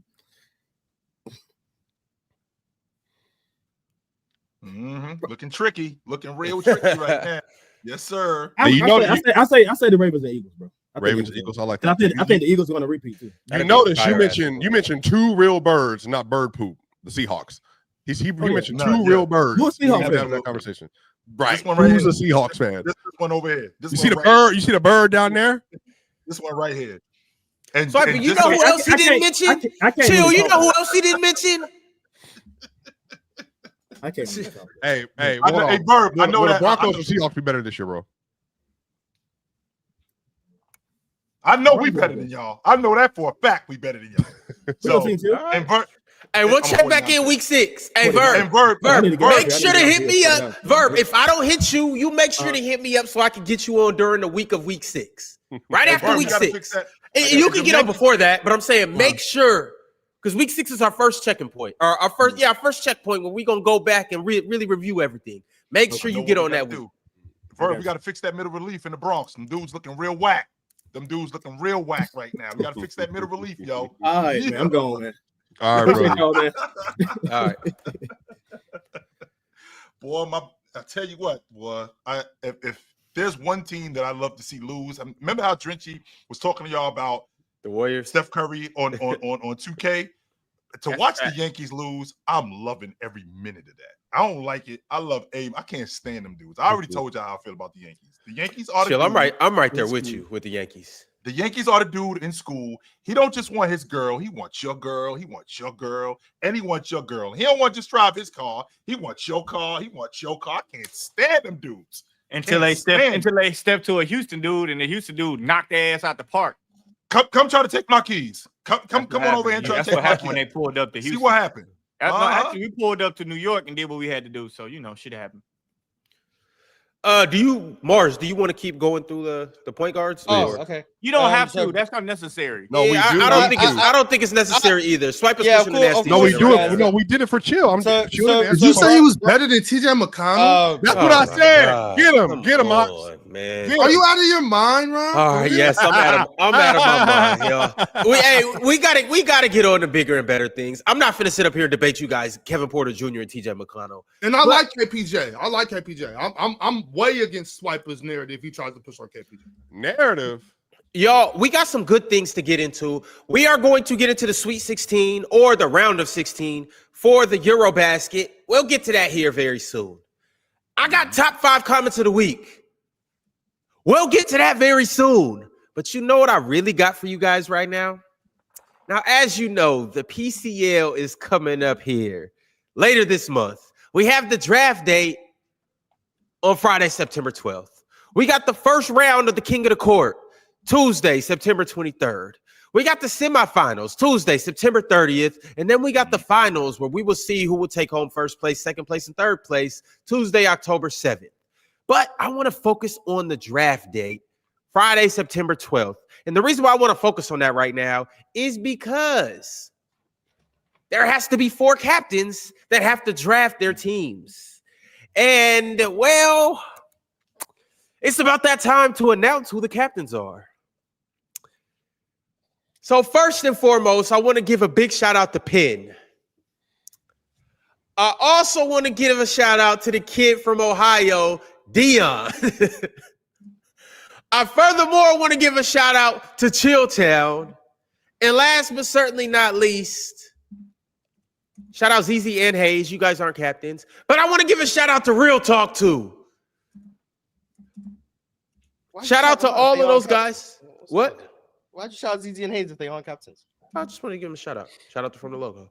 But y'all, these are the captains for the PCL. Yeah, you guessed it. We got Team Ox, we got Team Jordan, we got Team Chill, and then we got Team Wiper. This is it, y'all. I'm going to run a poll, and I'm going to ask, who do you guys believe will draft the best team? Ox, Jordan, Chill, or Wiper? You guys let me know. Why I gotta look like the shortest one on there? Because you are. Because you are. Oh, no, you talking to Swiper, huh? Because you got the least motion. What you talking about? You got a leather jacket on. Okay, you got Bill Cosby jacket on. Now we even. A Bill Cosby jacket on? What does that mean? Suede Bill Cosby? Suede Bill Cosby? The Bill Cosby jacket on. All right, R. Kelly. All right, R. Kelly. Oh, man. Hey, chill. It's got to feel good. It's got to feel good to be 6'5" and up, so we don't got to partake in this type of petty shit, right? It's little dude. How do you guys decide who gets the first pick? Come on, Mars. We're gonna do it based on who went the furthest in the What the PCL. hell? Your mic boy? went out. God, Fuck you in a dream? My bad. We're gonna do it based on who went the furthest in the PCL last year. The further And- you went, the higher. Yeah. I get third pick. Damn. Should have took last year more serious. But if you went out, Should have prepared. if you went out in the same round, then we'll have other hurdles that you may have to jump in order to get that top pick or a better pick. You should have just made them all debate each other. Winner gets first pick. Should we do that? Should we just do a King of the Court up here? Yeah, you should have done a 4-person debate format. First, like King of the Court. First one to win 3 rounds gets first pick. Hold on, Ron. You can't keep letting Mars tell you what to do. How Mars want to delegate and not participate? Huh, Mars? That's Huh, Big Mars? Ever since he started growing a beard. I'm gonna be involved. I'm gonna be involved. Ever since he started growing a beard, he started acting different. That's crazy. Mm-hmm. You know what I'm saying? He got a little midnight shadow going. Yeah, give me like 2 weeks. My beard gonna look like Jordan's. Nah, I gotta cut mine. Oh, you got that in Beyonce about 2 stuff. days. That's what we've been talking about. Yep, I got it Give in the me mail. like 2 It came in the weeks. mail Give too. me I'll like go 2 get it. weeks. What you got? That little ball you rub on your face? Nah, the sacred. I got that sacred. Yep. I have no idea. I don't have to do that. Genetics is genetics. I don't have to. Hey, that's cool, but you can't. Hey, look, genetics can't make you a real man. Feel me? You know what I'm saying? So you gotta just go ahead and do plus. Whatever. I'm Genetics tired of this can make you a real already, man. Hey, now Jordan. Now tell me I'm What's wrong with tripping. that information? Jordan, if I pull up on you and you know next time we meet up, and I got the Afro Thunder from Fight Night going on, bro. Bro, I'm a die laughing. So if you go and get one of them man wigs, I'm a die laughing. Nah, I'm saying this. But sacred apparently helps it grow 6 months. You know, like you back at it. I have seen like. Go ahead. It does with beards too, Swiper? Well, beards, yeah, there's a dude that had like a whole patch missing. He did it for 6 months and filled it all in. I heard about that. And then a lot of women that, you know, the edges and stuff will fade out with the irons and all that over time. And it apparently rebuilt it to the point where it became like untamed or whatever. So I don't know what they got in it, but you know, it's Are working. you gonna try it? Heck yeah, I'm about to try it. That shit, man. You gonna put it on your head or your face? Show, swoop, the whole thing. Oh my god. Whole thing, I don't bro. know if we should be okay with that. I'm gonna come back looking like Kobe and number 8 Kobe. Wow, Jordan, women out here getting BBLs and whatnot. We need something too. I That's guess very so. true. No, you got something. They got BBL legs. They're BBL knees. They got You can extend get knee legs surgery. now. That's what he's talking about. Yeah, boy, you can be 6'9" and have a 5'7" wingspan. You can do that now. That's You awful. gotta bend all the way down to grab somebody. Hey, come here. Hey, He talking about dude said they put the metal rod on the outside for the extender. The other rod goes in between your femur bones, and the bone rolls over the bone. Yep, it goes it over the bar, and then you can choose to have that taken out too. Yep. It takes a Like, year. how people out here going from 5'6" to 6 foot? That's ridiculous, Bro, Any he of can your barely kids are jump gonna rope. be I pissed. saw the dude, he can barely jump rope. That shit look ridiculous. It looked like he in so much pain and just jump rope. Well, I mean, I think as it goes, he's getting more and more used to it, more and more. But now your femur went from this long to that long. Now you all disproportionate and stuff. That's crazy. That shit just he gonna be walking one day and he just gonna fall. Like his shit just gonna come out. Like there's no way that's real. Like he gonna be walking one day and you just gonna see one leg just slide out. Boom. Jordan, good news for you. You can get surgery on anything now, bro. So literally, you Why is can it good news for me? get surgery on anything. Hey, shout out those knee BLs. That's crazy. Hey, if you get a knee BL, you're welcome to come on the panel and talk about your experience. Hey, I a promise you. knee BL need to be a trademark. That's a good one, boy. We get knee BLs. I like that, bro. BBL, BBL, DBL, whatever you need. DBL is crazy. That's what I'm saying. You leave too much speculation. With shit. Like, just keep me out of that. I'm good. I ain't got no complaints. But even if I did, I wouldn't give a damn. Now drink more water. That's a good point. What happens when he gets old, like osteoporosis and shit like that? If your bones getting weak, like I'm telling you, that's dangerous, bro. That's look dangerous. like one of them wrestling figures where you break the leg and try to put it back. You're gonna be walking, that shit just gonna snap out. Like it's just gonna fall apart. Awful. You're gonna have to pick up his femur off the ground and connect it back together, type of shit. What? I'm telling you, Man, That shit gonna be like Legos. short kings, man. Love yourself, short kings. Being taught don't mean nothing.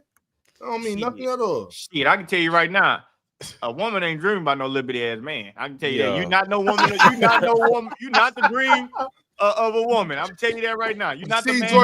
Jordan, it's how you gonna say that and then Unless you're wealthy. If you're wealthy, you're good. Or you got a good personality. We gotta uplift. Man, ourselves. Yeah, you got a good no. personality. You good, Ron? Have you seen the Brazilian bodysuit? Woman talking about this short king, the man of my dreams. Nah. You a goddamn. You can get muscle and fake lump, like fake muscles implanted.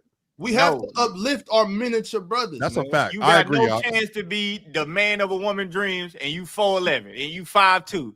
No, nigga, There are plenty of men that I seen it happen. I seen it happen, y'all. Y'all good. I just see short Man of dudes the with some dream. fine ass women. bro. Well, Yeah, you for ain't real. never seen a Reality, bad nigga. John You got with somebody the dream, that you like a get bust reality. You down. got bread.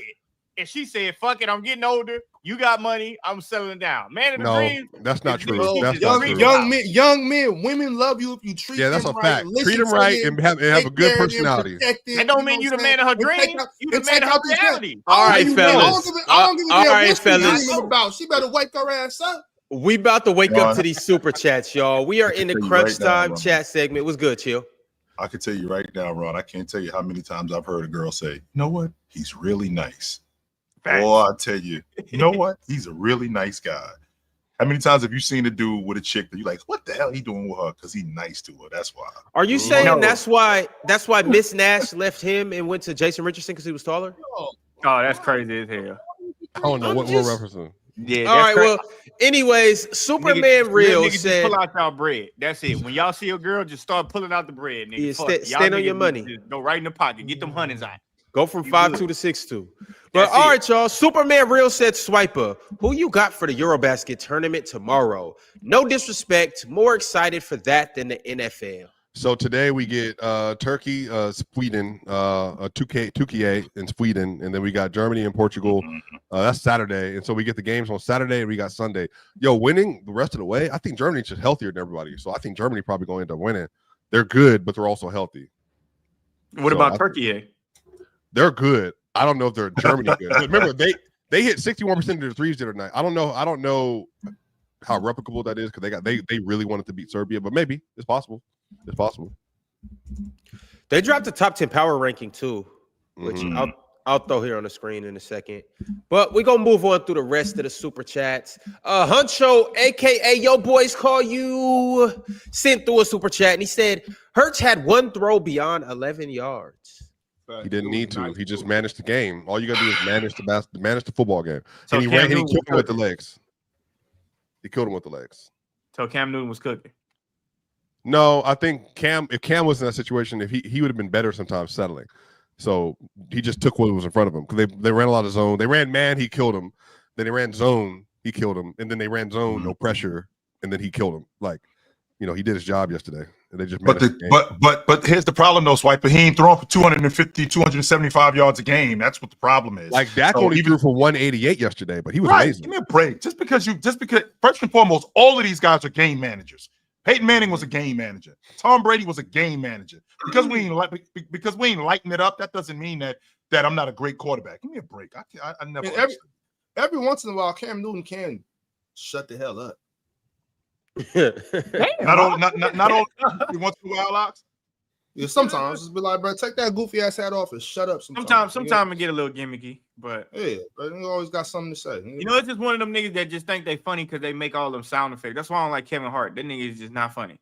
But like, it's just like, sometimes people make all them sound effects and think that shit funny, and that's like commercial funny. Like that shit not funny to me. So I get what Ox saying. Like sometimes Now, my only thing with That's Cam what just be a lot of like backhanded and underhand compliments for Cam. Like, oh, I did, it's like, bro, you were a great football player, but you don't got nothing to prove to nobody. You don't got nothing to prove to nobody. You I just don't think it's entertainment to do all that silly ass shit though. Hey, just do your not job, like- bro. Keep doing your thing, though. Cam, for And sure, I for want to sure. say this. I brought that up because I just want to stress how much I just don't think Kevin Hart is funny. I never thought the nigga was funny. Like I saw one stand up. Well, you talking about his off? Well, to be fair, there's different versions. Pre super duper mainstream Hollywood. There was a stars. time when he was funny. Those stand up Yeah, that he had, the the Oscar first- stand up was some of the best special. I've ever seen. His off the cuff, bro. Remember when he was in Philly and he was arguing with Meek behind the scene? That might have Niggas been just one of be the laughing funniest because things they I've be ever seen in my scared. life. They be laughing because they be scared. No, bro, that he nigga is not funny off the rip. Kevin dog. Kevin Hart's movies are pretty funny. His stand up isn't funny to me, but it's his Yeah, I movie. don't think think it's his the movie's opposite. funny. That shit Just is like Eddie Murphy. I always thought Eddie Murphy's movies were hilarious, but his stand up, that shit is weak. shit, Raw funny as a motherfucker. But I didn't like Raw. Hey, I guess didn't who? like the Guess other who had one. I both didn't though? like- Robin Williams had both. Both of them was rolling. Even his I used shit to. nasty. Robin Williams, all his shit was weak. That was crazy, bro. With all was crazy though, Ron? due Yes, sir. respect, with all due respect. You know what's wild as hell, Ron? Eddie Murphy would be canceled today. facts. Which, All of these dudes would be first- canceled. Eddie Murphy would What? be shut down today, and that was some of the funniest I ever heard from Eddie Murphy. But he Yo, would be chill. canceled. I have a lot of respect for comedians that are successful today because, like, you can't say nothing. That's not You Bill. can't, Bill Bill. doesn't think that. Shit, I think yeah, Bill's Bill the Burr- Them funniest. Bill Burr niggas said what scared. he You want. can say I something. think Bill's the funniest now, bro. You see the Him shit- and Chappelle. You see the shit Drewski get away with? You can say whatever the fuck you want to say. Them niggas just be scared. Drewski get away with saying But did you whatever. see that? Did you see the segment made the news, bro? For sure. He funny as hell though. But Drewski Like, starting to get a little It weird. made the news talking about like some people Theo are Von upset funny as that a this makes motherfucker it. too though. Theo Von funny as hell too. You just gotta catch his joke. That motherfucker's funny as hell. But At the end of the day, The Kevin funny Hart off the actually cuff not though funny. is Bobby Lee. Bobby Lee's another one, bro. Hey, Like, Ox, you know who I like.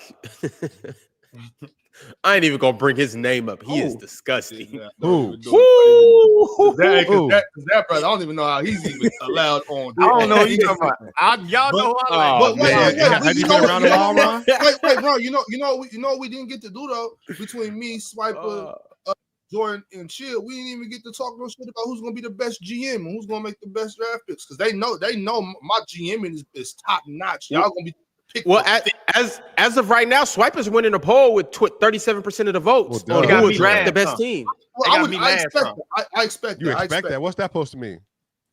When it comes to things like this, You're I first don't off, you're expect- the industry plant. Just You hold are. on, bro. Let me That's finish crazy, what I'm saying. What I'm saying is I expect They got me last on the poll, I Ron? expect the chat. I expect the chat to not vote for me Okay. in the PCL setting. Although I think I had a really good season last season. I think I did good last did. season. I expect the chat to sleep on me. That's fine. But what I get this time is I don't have to only stand on the bed, and I get to stand on my GMing abilities and make sure I pick the right team that we all, you know what I'm saying? I think I can pick a good team You can. that where my thoughts will like don't let me get gifted. You know what I'm saying? How you know Gifted's in it? Listen, We don't even know I who's in it. listen. was First putting pick for his me, name out if I there get just to the number one pick, show my I'm going man straight Gifted Deion some from love. Ohio. You can't be Don't a let nigga. don't That's let a don't fact. let me now. don't That's let me facts. get casual. You know what I'm Can't be a saying? If nigga, I you get can't turn his mic casual, it's down. over. Yo, I do want to say this. On Monday, we will be releasing all the other contestants that will be involved. And I also do want to congratulate Mars because he really has leveled up on you niggas. He did his best Tom Brady impression. He got his rings and got the hell up out of there, and he's moving from the playing field up to the commentating booth. So I can't wait for Mars to be up there hosting and telling you guys what you should have did and what you should have said instead of the bum things that are going to come out your mouth. He's a Troy Aikman of PC. Mars, Man, I did just you, want to know when this. you I rumble? just want to know this. How No, come Troy ever won. since you motherfuckers put ghostwriting allegations on my name, now all of a sudden I'm gonna do horrible in the damn PCL? See this shit. Jordan, I the chat's not gonna, the chat was gonna vote you that way either way, no matter what. Just because the way you talk ball, the chat, you don't have a way of talking ball where the chat's gonna think you're gonna do good in the PCL no matter what. And I didn't start they that. thought I was trash last year. Ben said, I mean, I thought you was gonna get washed. Yeah, and that, Jordan, you could have came second last year, and the chat's still gonna vote you as not being able to do good. That's just how our chat is over here, but it's not a knock. For sure. And first of all, I didn't start nasty that. chat. I'm a man of the people. Penn said he ghost wrote for you. I asked the question. Hey, y'all know me. I'm just a man of the people. Nasty chat and nasty ghostwriters. The people Hey, wanna that's know. crazy. That's crazy that's even a thing. That's crazy that's even a thing. I And no don't disrespect to think it is. Penn. If I did have a ghostwriter, it's no possible way Penn could be my ghostwriter. We don't speak the same. Ben's a film writer though, so that would actually make sense. No, but we just don't speak the same. Like our styles are totally different. I'm not gonna lie, Jordan. Maybe after he's the good enough campaign- with the pen. He can write it in your type of dialogue and your type of, rhetoric. How you After the campaign, He ain't gonna be Eminem and I'm Gucci Man. Ain't no way in hell. Eminem can write trap music. We ain't the same. Gucci No Man. way. No, but on top of that too, though, Jordan, you're on this LeBron James campaign right now, so the people are a little upset at you. You know what? I'm so glad you brought that up. Yes, Time for him to start victory lapping. I seen the tweet. Yep. I don't even know what this is about to be about. Where you going, Chill? Where you going? Yo, Big Chill. Big Chill, where you at? Look at it. Hey, we got to the bottom line. Yesterday. I had Big Ron on the line. I had Chilltown Hoops on the line. And we got to the bottom line. Y'all said I was capping. I just want to let y'all know in my Funk Flex voice. Y'all lied. Who was scared? Curry would have kicked his ass. That's what that's all I'm saying. Let's get to this line. Take me off the big screen. Cuz I made the statement. Kyrie saved his ass. Oh, how he saved his ass? Motherfuckers got real logical. Oh, Braun, it was the right thing to do. Braun got out the way. He would have brought Eagle down on him, all this bullshit. We started off the first 3 minutes. Chill Town popped on. First thing we saw, Bron getting the switch on Curry. I thought that wasn't possible. When I asked the question, why didn't he get the switch? The end. Oh, no, all this bullshit. Boom. He tries to score on Curry. Curry locked that shit up. Done. Iguodala fouled it, really. Really, that's what happened. Iguodala fouled it. But anyways, after that, Kyrie tried to get busy. Nothing happened. Bron tried to get busy again. He's scared. Ron saw it. I paused it. This motherfucker had a lane going left, a lane going right. Getting downhill. The floor was butt naked. I'm talking about wide open. Wide open. Crab dribble. Klay Thompson is the help defender. Why won't you go where Kevin Love at? He crab dribble shot a bullshit ass, scary ass hook shot. Then after that, he gets the ball at the elbow.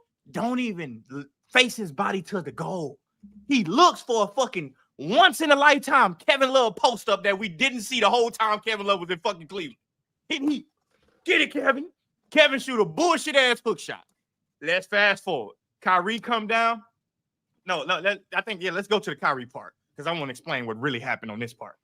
Kyrie gets the ball, right? Bron takes it out. I say, chill, you okay with Bron taking the ball out? Yeah, because he can get it back. You know what the problem is? He didn't get the motherfucker back. He went to the corner. That's the problem right there. So all that shit that happened, he go over, he get the switch from Kyrie. That ain't even the worst part. I'm not even mad at that. He hit the shot. Bang, he hit the shot, right? They go down, Curry do some bullshit, shoot a jump shot.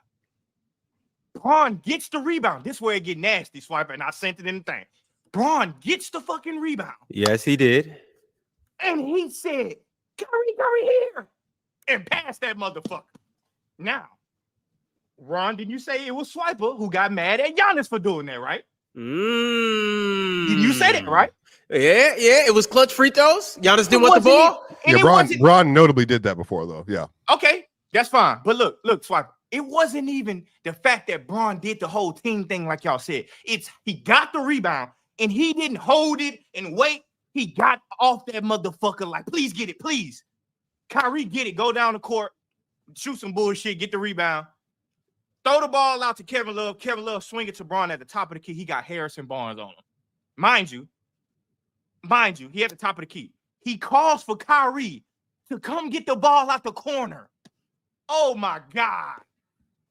When the fuck did y'all ever see Mike Kobe do that same shit? When? That's all I was saying. But then, last point, because y'all tried to say Bron drove the lane and got the foul on Draymond. Cap. Kyrie drove the lane, dumped it to Bron, and that's how he got the foul. And when he got the foul, the nigga caught a seizure on the ground.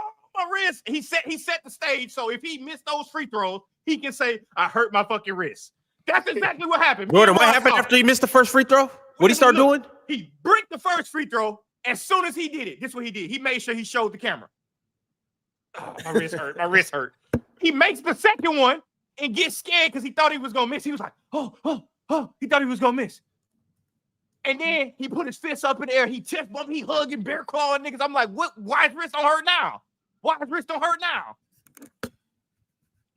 Point That's proven. Nasty, Jordan. That's nasty, Jordan. No, it's not That's nasty. nasty. If you saw it. You know how many times you've been hurt in the game and be able to be like, the adrenaline you want. No, Ox. No. The nigga didn't even hurt his wrist. It was cap.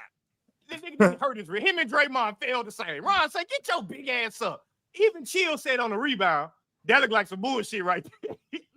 It was a high school rebound. You know when you got to hurry to get into the guard in high school? That's how he did it. That's LeBron James. He couldn't say clear out. I could just take this nigga one-on-one. All of a sudden, he lost all his playing ability down the stretch. Y'all painted the picture like he was being a good teammate. I'm painting the real picture.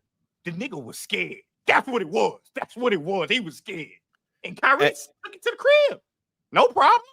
Just told the truth, though. Can you believe that we really having this conversation about him being scared? Can we really do that? What did that look like to you? Why would Bron get the rebound? He didn't even throw no manly pass. He threw a nigga, give me your purse pass. That's the pass he threw, like a nigga robbed him for his purse. Here, take it. And then he put his hands up and said, Lord, do it. Kyrie took him to the crib. Yep. I just wanted to prove a point. Y'all thought I was capping. But when I went back and see, y'all poked the bear. Y'all went and made me put these glasses on and do my damn research. And we did it. And I came to a conclusion. Now, Mars, you wasn't up here. You saw it. What do you think happened? I don't even know the context of the conversation. To be Did honest, Kyrie save Bron? I think Kyrie. I want to start by saying I'm glad Kyrie's finally getting his credit. Like, Okay, I want to start with that. I think for long enough, Kyrie's role. Anything that comes and his before the word impact- "but" is useless. Yeah, I want to say it's taken a while for people to acknowledge that Kyrie's actually really good. Like, he's actually he's really good. Like, his role, you couldn't just replace that with anyone. Like, oh, you put him next to LeBron, that'll be fine. I think Kyrie saved the Cavs and LeBron's on the Cavs. So logical hey, round of deduction. I applause, don't know. boy. The black trucks The game, outside. the game, The black the trucks game- move around in the UK. Now I won't compare it to Ray Allen's shot because they were tied, so there were still opportunities on other possessions. Whereas Ray was literally down 3-2 in the series, down 3. That's a different level of saving the team right there. But I do think in a game where neither team can score for about 5 minutes or however long it was, Yeah, it was something like that. Kyrie going to get that bucket, that saved the game, that saved the season, that saved the series, whatever you want to call it. Because no one could get anything to go. But So Mars, I'm with not going to say Kyrie- LeBron was with- scared. so And Mars, him creating for LeBron too. Don't forget he created Mars, for LeBron too. So Mars, with Mhm. Kyrie Irving, like you just said, like nobody was able to get anything going for that period of time. Kyrie Irving was able to get something going, and because Kyrie Irving was able to get something going, which I'm pretty confident that I'm not in the minority when I say Kyrie Irving is a really good ball player. Yeah, I don't think Kyrie Irving is a really good ball player. But Kyrie Irving actually got something going. Is it ridiculous for me as the best player on the team if we can't get anything? If we I'm the best player on the planet. Yeah. This guy got something going. If he gets something going, is it ridiculous for me to go, come get the ball? Because you actually got something going now. Is it ridiculous for me to do that? No. That's what I would do. If Kyrie Irving's on my team and Kyrie Irving has it going, and you don't get the ball to Kyrie Irving, I think you're making bad decisions. How much did Kyrie? Hold on. He didn't have it Kyrie going. had He it just going? made one shot. That I'm in the hypothetical. Chill time presented to me. Yeah, chill putting the wrong. Now can we go to the real pathetical? Wrong context. That no one could get anything going. Wait. What's the real pathetical? The real LeBron pathetical James is- had a 29-point triple-double. Okay. he Up did. until that And- moment in time. and- Remember, and he for was the- and for the last- carrying them. Remember? And for the last 5 minutes of the game, nobody was able to get anything going. Nobody. That includes Which Kyrie. means Kyrie didn't have it going and- either. Yeah, that's Yeah, me. and- Play okay, Kyrie Because too. Right. Kyrie But took then- one of them but- dumbass like lefty floaters that was like, But- wow. Crazy floater. And it didn't work. That's when James came in, but that's neither here nor there. Nobody was able to James get didn't come anything in and do going. nothing. After that, he didn't do nothing. Once again, that was right after that was right when Kyrie Irving shot that shot. That's when James came with the block. Okay, but It literally But- led to maybe the but- greatest block in NBA history. But Oh, absolutely. we I give him credit can't for that, we, for sure. we can't get anything going for almost half the quarter. Nothing, and we're trying to. James is trying. Matter of fact, Drency, you got me on film watching Curry get switched on to James. Yup. James goes downhill on Yup. Curry. Nothing. We can't get anything going. No, Even tell though the truth. Iguodala Kyrie came and did- blocked his shot first. Kyrie Well, did he the hit his same thing hands, though. but yeah, he hit his It's a hands. foul. He did Hand foul is him. He No, did foul him. I just heard you on playback last night talking about hands part of the ball. Hand is partible. Hand is partible. Hand is partible. That's So not a foul. Hand is part of the ball. He felt like he got fouled. Why not keep being aggressive? Again, the point that I'm making is that for 5 minutes we can't get anything going. We got a guy who now got something. We might not have gotten much. We got something, and because we got something going, come on over here and get the ball. No, And the chill, reason- chill. Don't do that. Chill, don't do that. Because Kyrie, after LeBron scary ass got off that rebound in 0.5 a second. That's what he did. He got it in 0.5 a second. Got off that rebound, scary ass rebound. Kyrie went down court and took a bullshit ass shot and missed and got the rebound back and kicked it to Right. Bron. And Bron said, "No, come do it again, please. Get it out of my hands, bro." Why didn't he just go And then- downhill on and- Harrison and- Barnes? And then he goes and then Kyrie Irving, and then Kyrie Irving goes downhill. James is diving to the lane. and he's going in there to punch it on Draymond After Green. Kyrie created Foul. for him. Okay, well, with Kyrie creating for him, because they are the 1-2 tandem, and none of us had it going.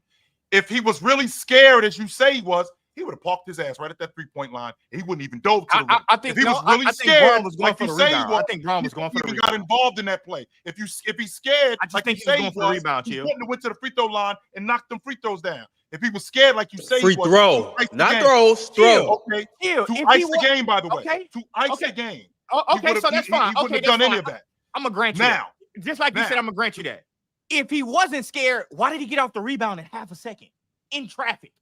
I just think that was instinct. I to be honest with you, maybe he was So like, I think him. oh, Okay, shit, well, I Kyrie think him Irving. cutting to Okay. the basket like that was instincts. I think he was instinctively trying to get the rebound. Are we okay, even? and no, we're not even, because I got the ball. I didn't get the rebound. That doesn't He work. got the ball. No. He got the ball off the rebound. Chill. This man literally didn't even make the see. The ghost was clear. He said, "Here, take it." And then But here's the question that I'm having, and I said this to you last night, and this is right before I was about to go to bed. By the way, Jordan actually got me out of bed for this shit. Yep. I Right. should have got Jordan Mars actually too. Yeah, Jordan actually got me out of bed for this shit. The reason why I'm having such a difficult time with this, Swiper, is because I've actually seen him do it in situations more often. The example that I gave, Well, really? no one had been in that situation before. Nobody. Right. Nobody had This is a been, new nobody ground for had been everyone. in that situation. Right? Nobody had been in that situation. And the example that I gave you, Drency, was just 3 years prior to that. He knocks down that mid-range jump shot at the elbow Understand. to ice the game. Icing the Game's game. over. Why didn't he Ice the ice game. it that time though? Game is over. We're He meant to finished. ice it every time. Yeah, that's crazy. Jordan, you are being Oh, come you are on, being man. so nasty, bro. This is so Disgusting. unfair, so nasty. Every I time, swear, every time in a Ice the close game, game. LeBron meant to close the game every time. No, No. I it's not wanted even to- that. I It's wanted not to even jump that. on It's just last the fact night that he was so so bad, willing to take the ball out, give it to Kyrie, and trot his ass to the corner. That was the fucking play. crazy. What would you do if Kyrie was on your team, Jordan? No, First Mars. of Don't all, ask if him I'm that. fucking No, LeBron no, James. Mars. I'm glad Kyrie is Ask doing him. that. But So no, hold on.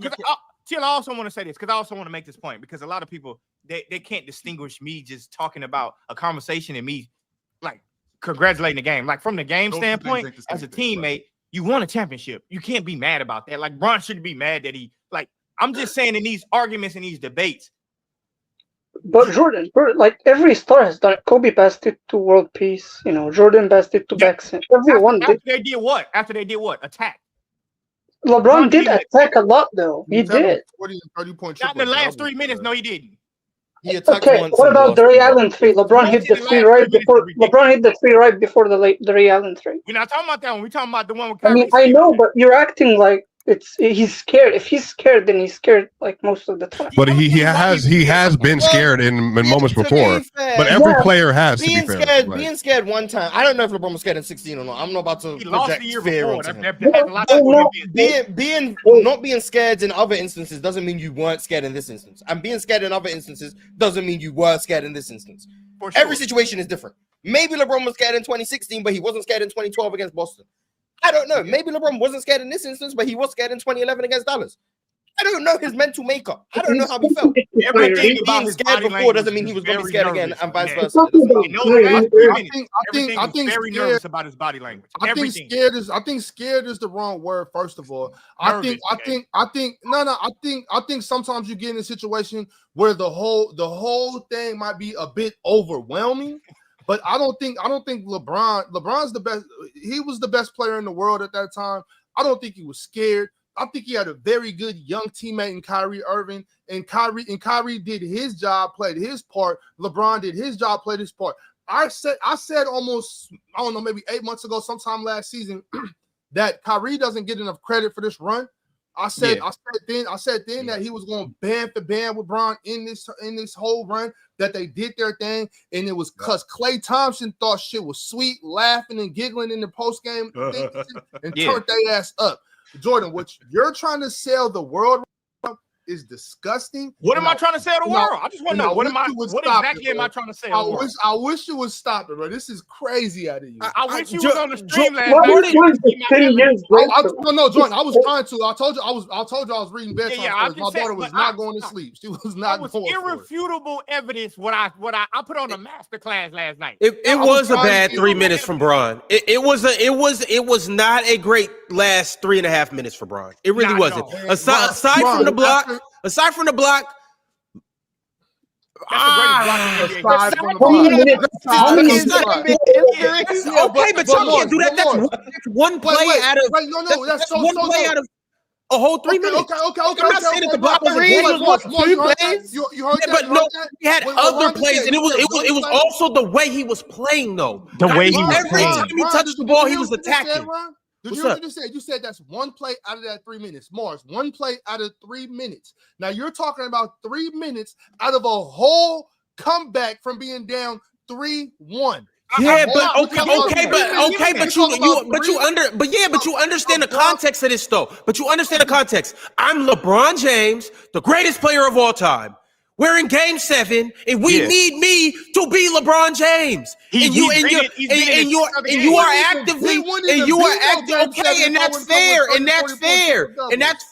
But the only point that I'm making though is I expect big bad LeBron James to not be as good as Kyrie is, to not be giving Kyrie the ball. Chill. Why? And letting Kyrie. Yes, Mark. I know how good Kyrie is. All I'm saying is that's what I mean when I say LeBron gets held to an impossible standard. No, he does not. No, he doesn't. That's the standard he won't. That's the standard he wants. No, he does. He doesn't get. He gets held to a LeBron standard. I expect LeBron's standard is an impossible standard. Okay, does Jordan get held to an impossible standard? Yeah, giving the ball to Kyrie is the problem. It's an impossible standard. That's what Bron does. Right, Bron plays good basketball. We didn't get Kyrie do it. Kyrie Irving is a better ISO scorer than LeBron James. We can all agree on that. I don't even got to Against Stephen Curry doesn't matter. Against Stephen Curry doesn't matter. All right, I'm not clearly talking did about matter. if you're going to say things like that, Jordan, if you're going to say things like that, Jordan, I don't even know what this is. All I'm saying, if you're going to say things like that, Jordan, I'm not doing this with y'all. If we're going to do this, we got to do this. We got to do this universally, right? We have to do this with everybody. So if we're going to say this, then we got to say that in 1987, when the Lakers are down by 1 bucket, Jabbar was scared because Jabbar didn't want the ball. Magic had to do it, right? Magic was the one who had to do it. So that skyhook, that junior skyhook, that's not going to get it done. Magic, I mean, the skyhook from Jabbar, that's not going to work. Magic is the one who's going to have to do it. For James to be in the NBA championship this is the 6th time he had been in the NBA championship in 2016. Was he scared? I don't know if scared is the word. Don't gloss over the implications of him losing. Don't gloss. Don't just go right back over it. Like y'all keep forgetting that those things affect LeBron James. 100%. So if I'm saying this about Jabbar, then I got to say the same thing. If I'm saying this about Jabbar, then I got to say the same thing about when Jordan is running down, because I'm doing this with the GOATs, right? I'm not just doing this with Joe. I'm doing this with the GOATs. I'm doing this about Jabbar. I'm doing this about Jabbar. Jabbar didn't want the basketball at the end of the game when they were in Boston, right? He didn't want the basketball because he was afraid. When Jordan is running down the lane in 1993, when he gets off the basketball and gives it to Scottie Pippen, who dives to the lane and then gets it to Horace Grant, who gets it to John Paxson. Did he go sit in the corner? Did he go sit in the corner? Jordan didn't want the ball neither. So did he go sit in the corner? He got Andre Iguodala out of there. Yes, not that's not what happened. I'm thinking that's what you think happened. That's not what happened. I'm thinking about the best to ever do it. So if I'm going to do that with them, if I'm going to do that with James, I got to do that with everybody. And it sounds ridiculous for me saying that, it's coming out of my mouth, that these dudes weren't with the drama neither. And it's because that's just not true. Because I've seen plenty of times when they were with the drama, and you're using this one instance where he wasn't great, but it's not like he was completely taken out of the game and he didn't do anything. That's so not for example, I'm not done. So for example, when that play with Kyrie Irving came up, if I'm not mistaken, Moss, can you correct me? Wasn't that out of a timeout? And that was out of a timeout. And that was a designed play. We're going to get Curry into action. And with us getting Curry into action, we're going to get the switch. That was a designed play that we're going to. Bron got that same design play all game. And I went at Steph Curry. Curry. That was going on. You showed me the film. Drenchy, did you not show me the film? You showed me the film. Kyrie did too, and he missed just like Bron. Bron Right. had a better game going than Steph Curry than Kyrie did. Okay, so with Bron that being had a better said, that's game. not to suggest that I was afraid. That's not to suggest What that does doesn't say? say I don't- that okay, so I'm what still does doing this the say? same thing. I'm still doing the same thing that I was doing in the first quarter, in the second quarter. I'm still being aggressive. I'm still attacking. No, he was not doing this. aggressive the last 3 minutes. He wasn't being had aggressive driving like lanes that. and did not even face the He really goal. wasn't. He did he not Who was being aggressive in the last 3 It was minutes? outside of Kyrie. Kyrie. Yeah, outside of Kyrie. Steph was being aggressive. Steph, for sure. Steph was being aggressive. Steph was shooting some badass shots. Steph was He throwing up was some BS. cranking, but he was being aggressive. He was being aggressive. But that's Steph Curry though. Like if you want to go down, that's how you want to go down with Steph. Like I know y'all don't like it. So who played better in the last 3 minutes? Steph or LeBron? I would say LeBron. LeBron. I would say LeBron. Impact on defense. Steph wasn't impacting shit on defense. He just couldn't get his shot. Steph played So bad. Brown was making an impact. In some ways, Yes, on the defensive end for sure. Like, oh, absolutely. I'm not. Once again, y'all want to Who move was the it. second best player on the court in the last 3 minutes? Bro, I mean, it wasn't a good 3 minutes from nobody. But Okay, so LeBron was the second best. The second best player. Yeah. You can say that. You can say that. Why are we talking about it? My point stands of what happened the last 3 minutes. If y'all can't see with y'all own two eyes what that shit look like, y'all are. So wait, I know so, Swiper. like, 'cause I wasn't Hold here, on, so- I got a question for Swiper. Swiper, Okay. do we cap for billionaires? All the time. Somebody did yesterday. So I guess that's why we capping for Braun then. So look, Nice. listen. All I'm saying is this: for y'all to see what I saw. Well, that's not even on Braun's two worst eyes. finals moment, though. I don't know why we're so hung up on this. I You guess said It's it- not even in his top five. that's not even his worst finals moment, Well, though. that says I mean, something. that wasn't even But, my. like- For me to Yeah, say what? Kyrie saved him, Because I wasn't it's not here. even So that Jordan, bad. what is actually your overall point? Because I wasn't here. So like, what Exactly, is the point? Mars. Exactly. What I said wasn't even bad. You just said it in a black truck outside way. You just said Kyrie saved the Cavs. That's what I said. I said Kyrie saved Braun. They But for what it's worth, I also think the block saved the Cavs too. I agree with that too. At the end of the day, How two about the things free can be throw, Mars? true. To ice the He game. saved his How- ass how- too. It's a team sport, though. How can one The play free like throw? it's a Yeah, it's a I'm gonna 5-on-5 be honest. game. I couldn't care less about the free throw. But The implications It's a of him 5-on-5 the losing. block, the block and the three were the game-changing plays. One was made by Kyrie. One was made by LeBron.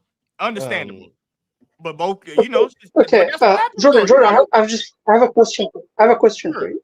So you have Kyrie Irving. He's like one of the best scorers in the game, Yeah. and he's on the contract that he's in for being Braun one of the best scorers scorers. in the game, too? Yeah, I know, but I'm talking about Kyrie here because this is a team that is built to win a championship, and they have two of the best scorers in the game. Why one of the when one of them is taking some shots at the end of the game? Why is that like added value? This is what Kyrie does. If Kyrie doesn't do that, then why was he there? No, hold on. Why was he on that contract? Okay. Okay, hold on. Because this is what happens when we get in conversations with Braun. Y'all like to gloss over shit as if context doesn't matter. Number one, Kyrie was not having a great quarter just like LeBron James. If I'm mistaken, that was Kyrie's only bucket that quarter, right? No, he Sounds scored early in accurate. the fourth quarter. It sounds accurate because no one was really scoring in that quarter. Yeah, Okay. he wasn't really scoring. I think he So, scored. I think he for scored y'all, earlier in the for fourth y'all quarter. to kind of try to like say Kyrie had it going, Braun made a team decision. Actually, no, that's not the case. Braun had it Braun going. was 3 for 8 in the fourth. Kyrie was 2 for 6. So Braun had it going. So it's the same shit for y'all to just be like he's been a great teammate after motherfucking. Now just I missed the remember same amount of No, time. that's not what I'm saying. It's not what I'm saying. That fourth is when Festus Ezeli played like 2 minutes and Bron came down and gave them straight buckets. Then Festus came out and then I didn't see Bron score for a little while. But that was the Festus And he Ezeli got time, the same I switch remember. on Curry too. By the way, he got the exact same switch at the My beginning point of is the not about 3-minute being mark. a You good see the same teammate. play. That's not my point. I'm not talking about being a good teammate. I'm talking about we're acting like Kyrie playing like this is an extra, like he's not supposed to. And people do the same That's thing not with what I the said. Ray Allen. That's not what I said. No, but when you say he saved the Cavs, this structuring of the sentence, it's like a minimum contract player coming in to take that shot. It's Kyrie freaking Irving. No, I No. don't. Yes, but hold on. When you say that, it's LeBron freaking James, the best player on the planet. And he did play well. It's not like he was playing bad. He played well that game. I'm just talking about the moment. The moment. You know I what? You know understand. what? It's kind of hard to have this argument. I would just encourage everybody to go back and analyze what y'all saw in the last 3 minutes. And there's no way No, you I see understand. Kyrie rebound was by more Bron touch in and the don't last come 3 to the minutes. conclusion That's that fine. that's what he was looking for. It's no way once you see him grab the rebound and say, "Here." It's no way you can't tell me that that's a conclusion that you're coming for. No, I'm not. I'm not even arguing against LeBron's decision making. I'm talking about Kyrie saving the Cavs. This What's wrong with that? sentence. But This what's wrong with that? sentence implies that Kyrie's not expected to do anything. Now when you're on the team, Like he's LeBron, doing something extra. you're not. If Superman saves the city, He's Superman. Yeah, like that's crazy. he still saved them, right? Yeah, Even but if he if Bat- expected to. I don't get it. but if Batman was with him, Batman would be expected to do it too. Exactly. Yeah. Yeah. And then if Batman saved them, then you say Batman saved them. Batman saved you. It is. I'm not But if they don't save the city, then something wrong happened. They're supposed to save the city. That's Yeah, their but job. when they do it, you can acknowledge that they saved the city. Okay, That's all fine. Jordan, They don't- from my knowledge, Jordan's acknowledging that Kyrie saved them. Yeah, that's Superman fine. saved him. He played really well. I mean, though, I'm still against the word save because again, it Because it's implies into something. LeBron. Because So it's what LeBron. words would No, what it's word not would because it's benefit? LeBron. I'm actually always considered a LeBron hater. That's crazy. I'm defending him here, but I mean, So what word would benefit? they won the game as they should, being the max players that they are. As they should. But the Warriors lost with the They are best record in the NBA. They were injured. I always refer to their injuries as a reason because I do believe it matters when half of the rotation. I would love. I to just have think the James block saved the excellent. Cavs season, and then the three from Kyrie Yes. saved the Cavs season. I think both of them. 100%. It wasn't Yeah, that's all fine. James. Sure. It wasn't. It I'm just wasn't willing all to say James. Kyrie And I would saved just it. love The Ron implications if of we Bron could- losing would have if drastically we tore could his career actually down. have James conversation, like real ones, and not just be I'm one up and you gotcha. Gotcha. This is Of course, we get logical when it comes to LeBron. I'm telling you, I swear to this God, shit everybody takes- gets logical when it comes to players LeBron. doing This good shit things. takes When it years comes off to my him life, doing having something these bad, we all of a conversations. sudden get logical. I'm telling you. All right, y'all. We about to move on, but it has been a nice pit stop at a nice good LeBron. That's our LeBron segment. Well, second LeBron segment of the week. Shout out to LeBron. Shout out to the Laker Media Cartel. Shout out to Clutch Sports, and also shout out to Splash Sports. In case you don't know, this is the app that we have partnered with, and they have incredible games of skill, incredible contests, and they also have a 50K Survivor, one pick a week. You survive in advance. You miss one, you were out. We are putting our money where our mouth is, and we are joining this. We're tired of hearing about who knows ball and who doesn't know ball. We need you guys to step into the contest and prove it right here, right now on Splash Sports. Download the app, join the Player's Choice Survivor game for 50K, and earn your opportunity to not only gain bragging rights against everybody else that you will be competing against, but also you can cash in big with 50K. Download Splash Sports, compete against fans, not the house. That's what amateurs do. All right, fellas, we got top 5 comments of the week. Let's go ahead and get into it. The people have left their comments, and we have picked the ones that we believe are the best from this week. So let's go ahead and do it, y'all. The first comment that I have for you is from Tay Luke. Shout out Otis 777. Episode 633. Otis said, Bron situation, poverty franchise, jealous teammates, non-established coach. Kobe situation, the best franchise, veterans in management who tinkered and enhanced his basketball IQ. Top 3 coach in the NBA history. Can't get away from Bron's failures because they made him a GOAT. He played bad in 2007. The fact that Mars said transport 2001 Kobe to that 2007 series was disingenuous because of the reasons I stated above. But good job exposing the truth about 2007, I guess. Anybody? So now we're saying young Kobe is better than young LeBron. You can't say nothing about LeBron. So Yes, you can. I see. That's the thing where, I mean, I listen to you dudes all the time. I can be objective about LeBron James. I saw what happened in 2007. What? You said that the Houston Rockets wouldn't have had a chance against LeBron in the finals in 2018, by the way. And you know why? Do you know why? Because they had LeBron. Okay, at that point in his career. Are we saying, am I saying that in 2010? Am I saying that in 2009? Am I saying that in 2007? It's still wrong. The team was I'm not saying bad. that. They weren't a great team around saying LeBron that. and 18. And because of what I'd seen, I can be objective about LeBron James because I am objective about him. I talk about his game, his flaws, and what he's not good at, and what he hasn't been good at, and what he improved at. I 100% do that. But unlike you dudes who talk about him like he ain't shit, I'm supposed to do that. And that means that I'm objective. Give me a break, man.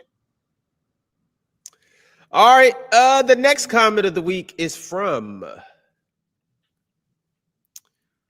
who we got? Kareem NYK Kareem 2001 said, respectfully, 2011 Dwight is greater than peak Luka. RS, what does RS mean? Regular season. Regular season, 23, 14, 1 and 4. I'm assuming that's one assist and 4 blocks. I would assume so. On plus 14 true shooting? Yes. Postseason, 27, goddamn, 16, a half an assist, and 3 blocks. And also about 6 turnovers on plus 25 true shooting. Elite role man, top 3 post scorer, foul magnet, off-ball god, defensive player of the year, a one-man defensive system with a dominant, efficient offense. Higher peak. I'm not doing the Luka thing, but I'm already on record saying I can make a case for him being the I've noticed this thing. Every time I feel like a player is underappreciated, I see someone say something crazy about them, and I feel like go off jump off a cliff for the guy. Yeah, that is crazy. Like he was awesome. He was awesome, but now, he better than Luka. Like let's relax. That's wild. Let's chill out, yo. Yeah, he's saying that he wasn't awesome, but let's chill out. Okay. All right, the next comment of the week that we have is from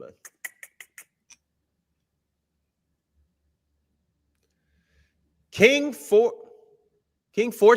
9246, episode 634 said, so KD has to do something he's already done to prove something.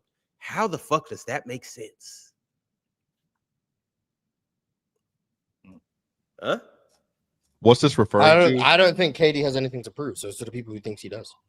I don't even know what this is referring to. I don't know if this is referring to me yesterday saying that KD don't have. No, this is back from the episode of who has the most to prove going into the season.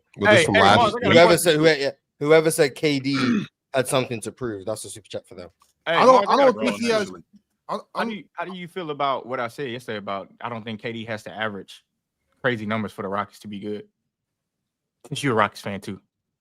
He doesn't have to, but I think you put KD on a team and he plays 30 minutes, he's gonna average 25. I think that's what I said, 22 to 25. I think that's what he averaged. I don't think it's possible for Kevin Durant to average 22 points per game. 22 is crazy. Not because the Rockets need him to average 27 or whatever the case. If Kevin Durant exists on the basketball court and he's out there playing 30, 33, 34 minutes per game, he will score 25. He will just do it. He will exist on pure catch and shoot, one dribble pull up, transition buckets, and get 25. He'll be low managed a little bit. He's so good at basketball. I don't think he'll play back-to-backs this year. I don't think he'll play back-to-backs. He's so good at basketball though that it's like you can't. I understand when there's players out there. It's like, okay, I don't need this person right here trying to score 30 because that's going to hurt our team. Kevin Durant is such a good basketball player, such an efficient scorer on offense. That's like whatever he scores, it's going to help. No, I agree. And it's going to be all in the flow of the offense. It's going to be all in the flow. KD's not hijacking offense or anything. How many games does KD play this season, Jordan? Over under 55? He's going to play over 55. I would say about 60. He wants to play every game if he can. My guess would be in the 67 range. Close to that. But I would say, part of the reason why I say 22 to 25 is because I think the Rockets are going to do a lot of load managing with him. I think they're going to do a lot of dial Like them back, playing less minutes or less. Yeah, like dial them back because you want them in the playoffs. KD could average 22 if he played 25 minutes a game. I agree with that too, but I think 22 also, is he's getting older. Y'all gotta also understand KD is for sure getting older. And I know y'all don't. It don't seem like it, but those drop offs happen overnight. I'm telling you. Yeah. Like, Oh no, it happened overnight. KD could wake up tomorrow and then all of a sudden he's just James Harden did it. James Harden. I'm obviously not hoping for that to happen, but James it's very Harden. possible. To that chat of the week though, to that chat of the week, what they were saying, I don't think Kevin Durant has anything to prove, like, period. Like he doesn't have to prove anything. Kevin Durant is a great basketball player. Everybody knows he's a great basketball player. Now, in terms of will he be remembered as a GOAT, one of the GOATs? Yes, there's more for Kevin Durant to do. You know what I'm saying? That's all I was saying. Right. Only because this is one of those situations where in order to be talked about and one of the GOATs, there is a portion of that conversation, that narrative comes into it. Now, the fact that he went over there with Steph Curry, they did their thing. Post Steph Curry, Steph got a ring and MVP. Kevin Durant has not. That means something. Kevin Durant has to. I do think that they need to do something significant in Houston, led by Kevin Durant's great efficient scoring, in order for most people to consider him in this as one of the GOATs. Straight hoop, straight skill. KD's already there. And he doesn't have to prove anything to anybody. We all know how great he is at basketball. That's all I was saying. In legacy talks, he has ground that can be gained if he wins rings or MVPs or whatever the case may be. That's it. That's all. The next comment of the week is from Pekka. Pekka from episode 635 said, real list of best Euro players ever is this. Because Americans don't know shit about Badaroga? Bayamayo? Number one person. Yeah, that's the number one player. Okay. Whoever he is. Badaroga, Bayamayo. I think Pim was talking about him, wasn't he? Yeah. No, I think maybe. I think someone asked about him and we all said somebody in the chat said something about him too. Yeah. But we didn't know who he was. So. Hey, how's this is from the NBA. I thought we was talking about like in EuroLeague. I was about to say, ain't no way Mike James ain't on that list now. Ain't no way Spanoulis ain't on the list. But yeah, he played for the Rockets. You know Spanoulis played for the Rockets, right? Nah. Trash. Oh my God. Shout out Badaroga, Bayamayo, that's number one. Jokic, number two. Sabonis, big Sabonis, number three. Giannis, number four. Dirk, number five. Drazen Petrovic, 6. Tony Kukoc, 7. Navarro, that's Juan Carlos Navarro, 8.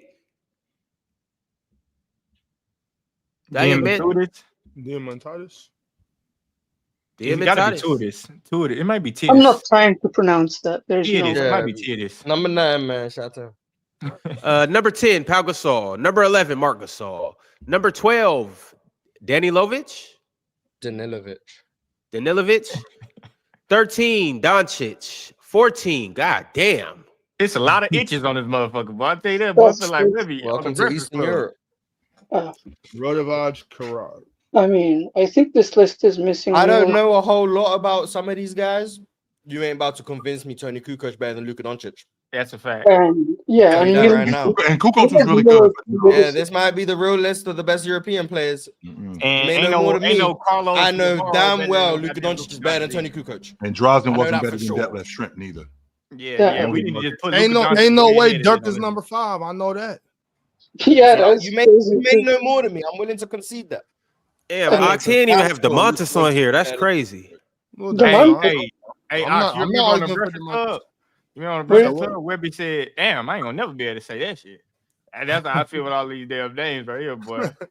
That nigga Charlemagne, and Angela McGee.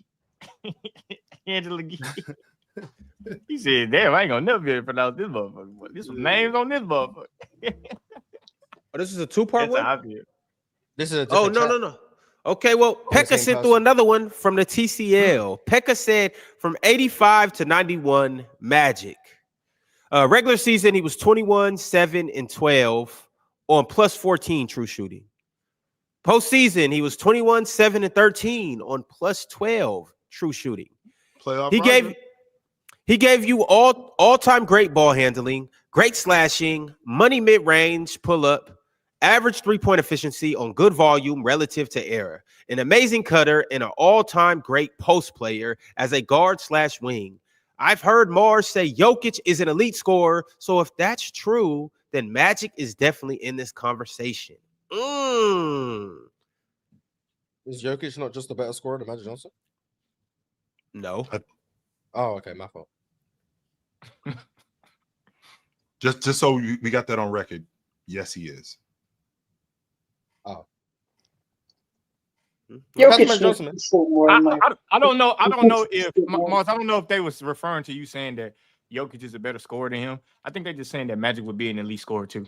I think that's possible. What they're saying, Magic could be an elite scorer And too. he's in the conversation as the best scorer in the game today. I said that in the standing on. But he's not a better scorer than Jokic. But I do think that Joker does some things better. He may not be in the conversation, chill, but So, I will say he would be Jokic up there. He just wouldn't be Is in the Jokic conversation. in the conversation? Is Jokic in the conversation with like Giannis, Luka, and Embiid if he's healthy? Why isn't Joker in the conversation? No, he No, I'm is. asking. I'm asking. I'm not. Yes. No, he is. I think Jokic. for me, I think yes. Jokic can be in the conversation. Yes. I 100% think that. You're not going to He's very convince me he efficient, scores but- the ball better than a healthy Embiid, but I think he's in the conversation for sure. Like the efficiency. I'd like him to Oh, shoot sure. more. Yeah, whatever. I'd like I him to shoot more. I think because Embiid, I yeah, really- healthy, but I think playoffs. I think Jokic has been the best scorer in the last 5 years, all the way around. But I actually, yeah, maybe, I but don't hate I'd maybe. love to see him shoot I more. think I'd I like to think see him. 5 years. There's like it's Kevin Durant, Steph when he's been in there, but outside of that, I mean, he's clearly like dominated everybody. Yeah, Embiid and Yeah, I'm Giannis not have been questioning injured Jokic. a That's lot. why I said I think he's in the conversation. Yeah, I think Embiid and Luka, Giannis have been injured a lot, so Jokic and Luka. Magic had lower scoring peaks than any of these dudes did. I tell you that much. Lower than Luka, lower than Embiid, lower than Giannis, lower than I Jokic. mean, for sure. Yeah. But So I think that's the problem with Magic. He just Magic's scored. superpower isn't his scoring though. So, He's not better than Shea either. well, I'm not giving out trophies, agent. I'm just saying I think he's a really good scorer. That's not a trophy for that. Come on, Other than the Agent. scoring Lock in. title, which Embiid actually has a scoring title and Jokic doesn't. So, I mean, he needs to shoot more. I know Every it's not time relative, Jokic- but like I said, that 23 run, he was 30 on 63. We've never seen that before. So that's not relative to era, but that's just period. We've never seen that before. 63 true shooting, right? On That 30, is on 30 a game. insane. Mm. That is insane. Yeah, that cloud and that rain is a boo. That you brought that up, by the way. So No, I mean it's just that's just a number. All right, y'all. Well, Embiid tonight, has 2 scoring titles, not even one. I undersold him. 2. The 23, 24. Or 20, No. 23, 20, 23. He and- would have 3 of 24 counted. He would have won 3 straight. Yeah, it's 22. Yeah. Yeah, 22 Mhm. and 23. Yep. tonight, Friday, February 5th. This is where y'all can find us. February. The February. The February. Chicago Sky versus the Indiana Fever. Now, I know that Caitlin Clark is out for the season, and I know that Angel Reese is suspended for tonight. But I promise you that this will still be Suspended. I can't promise that. But there's other WNBA games on, so if this game isn't all that good, well, watch the other ones. Y'all just pull up and enjoy the time. Suspended. Why she suspended? Because she got a technical got foul 8 for hitting that girl in the back of the head. Say that one more Yeah, time. but Storm? she got 8. She got 8 texts. Oh, okay. I got you. Yeah, and in the last one, she hit that girl in the back of the head. She definitely deserved that one for sure. It was a reflex, but What time is the game, Ron? One more time for the people. The game is no, you niggas go to WNBA.com. Damn. Shout out to Rashid Do I have to do Wallace. everything around here? Do I have to do So everything around here? it's funny because I'll go from watching and listening to Pablo Torres before the show be so detailed and descriptive, notes in front of him, time, date. that's crazy, Swiper. I mean, Swiper, that's signatures. crazy. And then Ron See? gets on the mic. It's like, you Negroes need to go. I'm look not up yourself. Pedro, okay? I I'm don't not know who Pedro. is. I don't know who Pedro Yeah, is. Pedro a rat. I know who Pedro is. He's a guy out here doing corrupt investigating. That's what he's doing. You know what? Chill. Me- Hold me- on, me- Swiper, me- hold on, me- Swiper, investigator. before you take it personally and jump on there. Relax, because I'm just saying, a true investigator follows the crime and finds the crook. A corrupt investigator points out a crook and tries to make a crime. This is corruption. This ain't the America I know and love. You know what I'm saying? This ain't the America I know and love. I don't know what's going on. I don't know what's happening. When you let corrupt people do all this fake investigating and try to make somebody out to be a crook. Follow the crime. Follow the crime and find the crook. Don't point out a crook and find the crime. That's just backwards bad police work. Step your game up, Pedro. I think what this is, what moments like this do, and I let Ox get his little mini soliloquy off. What moments like this do, it distinguishes who in school did the research and studying leading up to the project.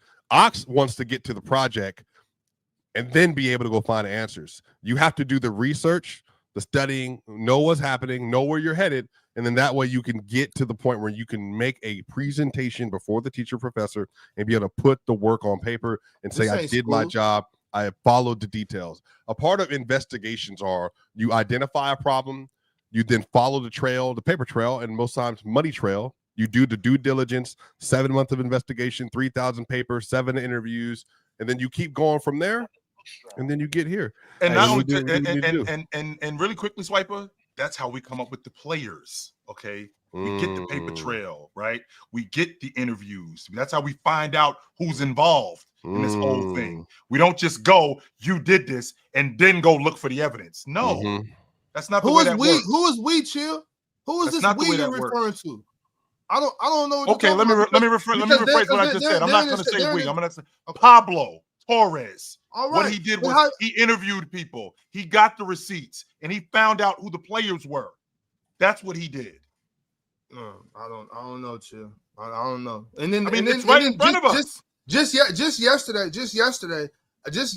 I was saying like, who is this? Like, well, what's up with this investigator? He's not this, and then everybody was like, well, he's an investigative journalism. But then you got assholes like Dominique in the chat who always got some slick shit to say every time he don't know what's going on. Well, he's not an investigator, he's a journalist. Okay, well then stop trying to be an investigator then. If you know what I'm saying, what is it? What are you? Investigative journalism is a field of practice. That's what I thought. Swiper.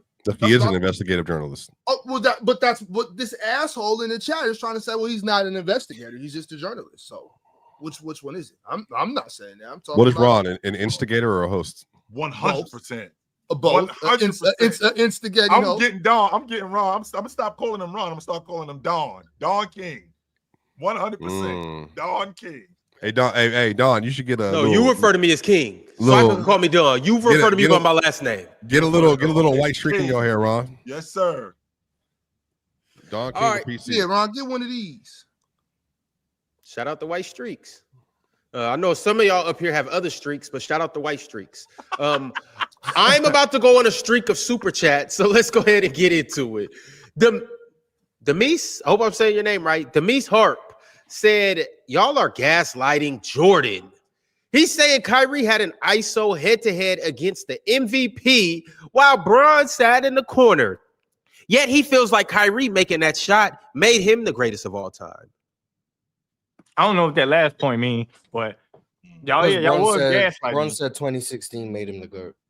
So indirectly, he's saying that's even worse. That's always throwing me off with Bron saying that. But that's even worse. That's a whole different conversation. He has a point. He has a point. If I was to take Bron to court with this evidence, okay. Oh my God, boy! But that Bron commercial said that's a whole different Jordan. conversation. Another Bron commercial said, as a Bron fan, that he never broke. He never broke. And I was just like, what they did in that that's crazy. Never broke. Oh wow! To your point, Mars, I think but he broke his wrist. If my memory serves me correctly, yikes! What they did in that series, right? What they did in that series, and I know how you feel about burning down the kitchen. You do not get credit for putting the fire out. You don't want to set the fire. So I get that part, right? But I think what they did in that series and the fact that they came back in the fashion that they came back and how they did what they did, in his words, I felt like I was the best to ever do it.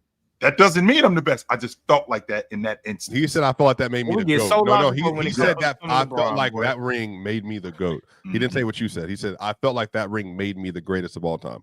winning the ring made him the greatest of all time. Yeah, and that's Said what I felt throws like me I off. was the Like best. you can't. No. He said the Yeah, GOAT. you can't be Mr. Rings are a team sport. It's a team award. It's not He about won it the both ways. individual. Yeah. And then tell me that this championship made you the greatest. That's what throws me off about that statement in particular.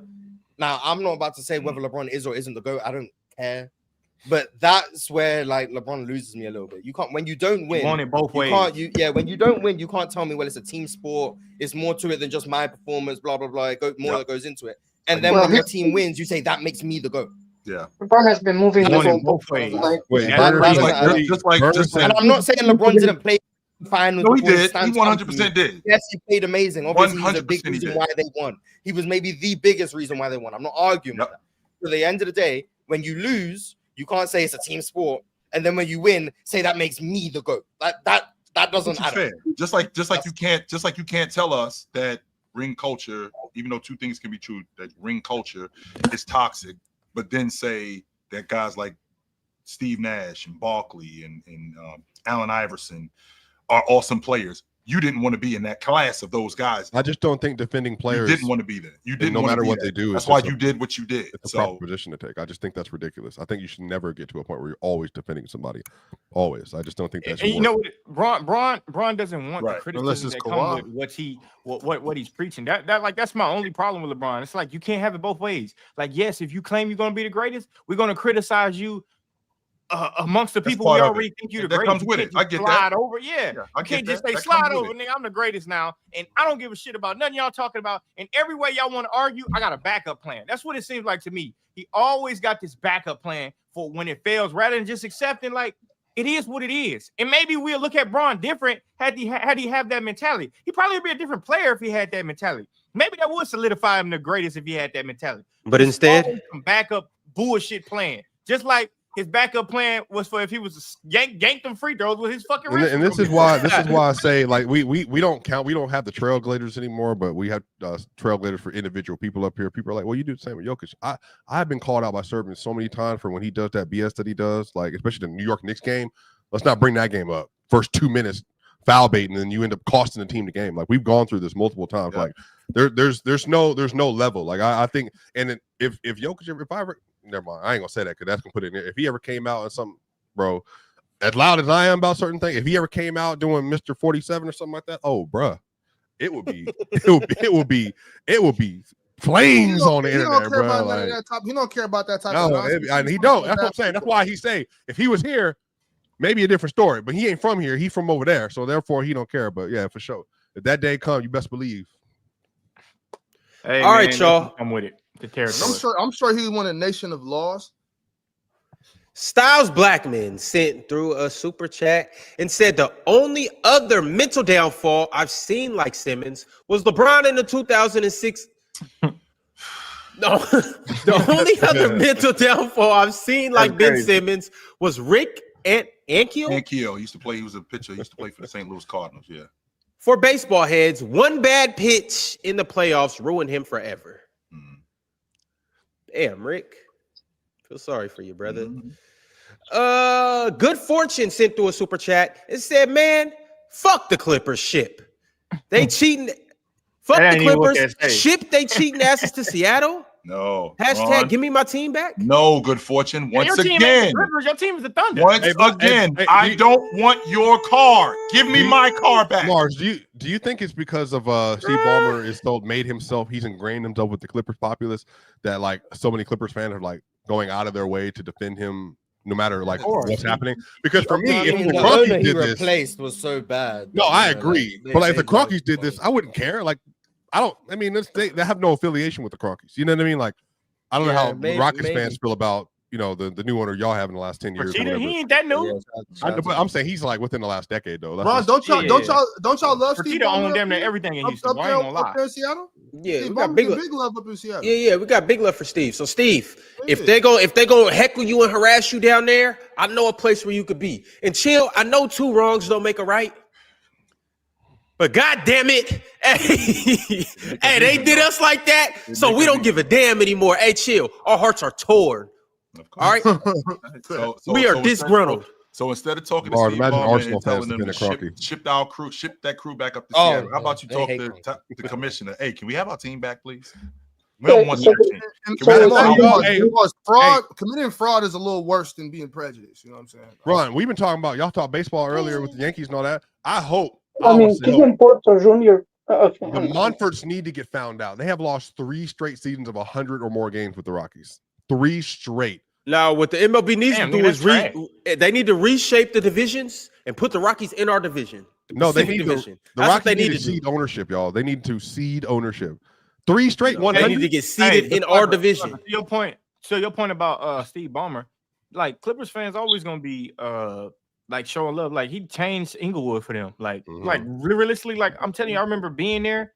And Steve Ballmer having those posters up in Inglewood was just like, damn, that's new. You ain't never seen no shit like that. Like, Boy, turn the hood up. like Shout he out definitely Steve. turned it up. Like, it's no way. Like, he didn't put so much money in those neighborhoods in Inglewood. Now he was supposed to do it all across the. He was supposed to do it all across the country, but I only saw it in Inglewood. That's all I'm gonna say.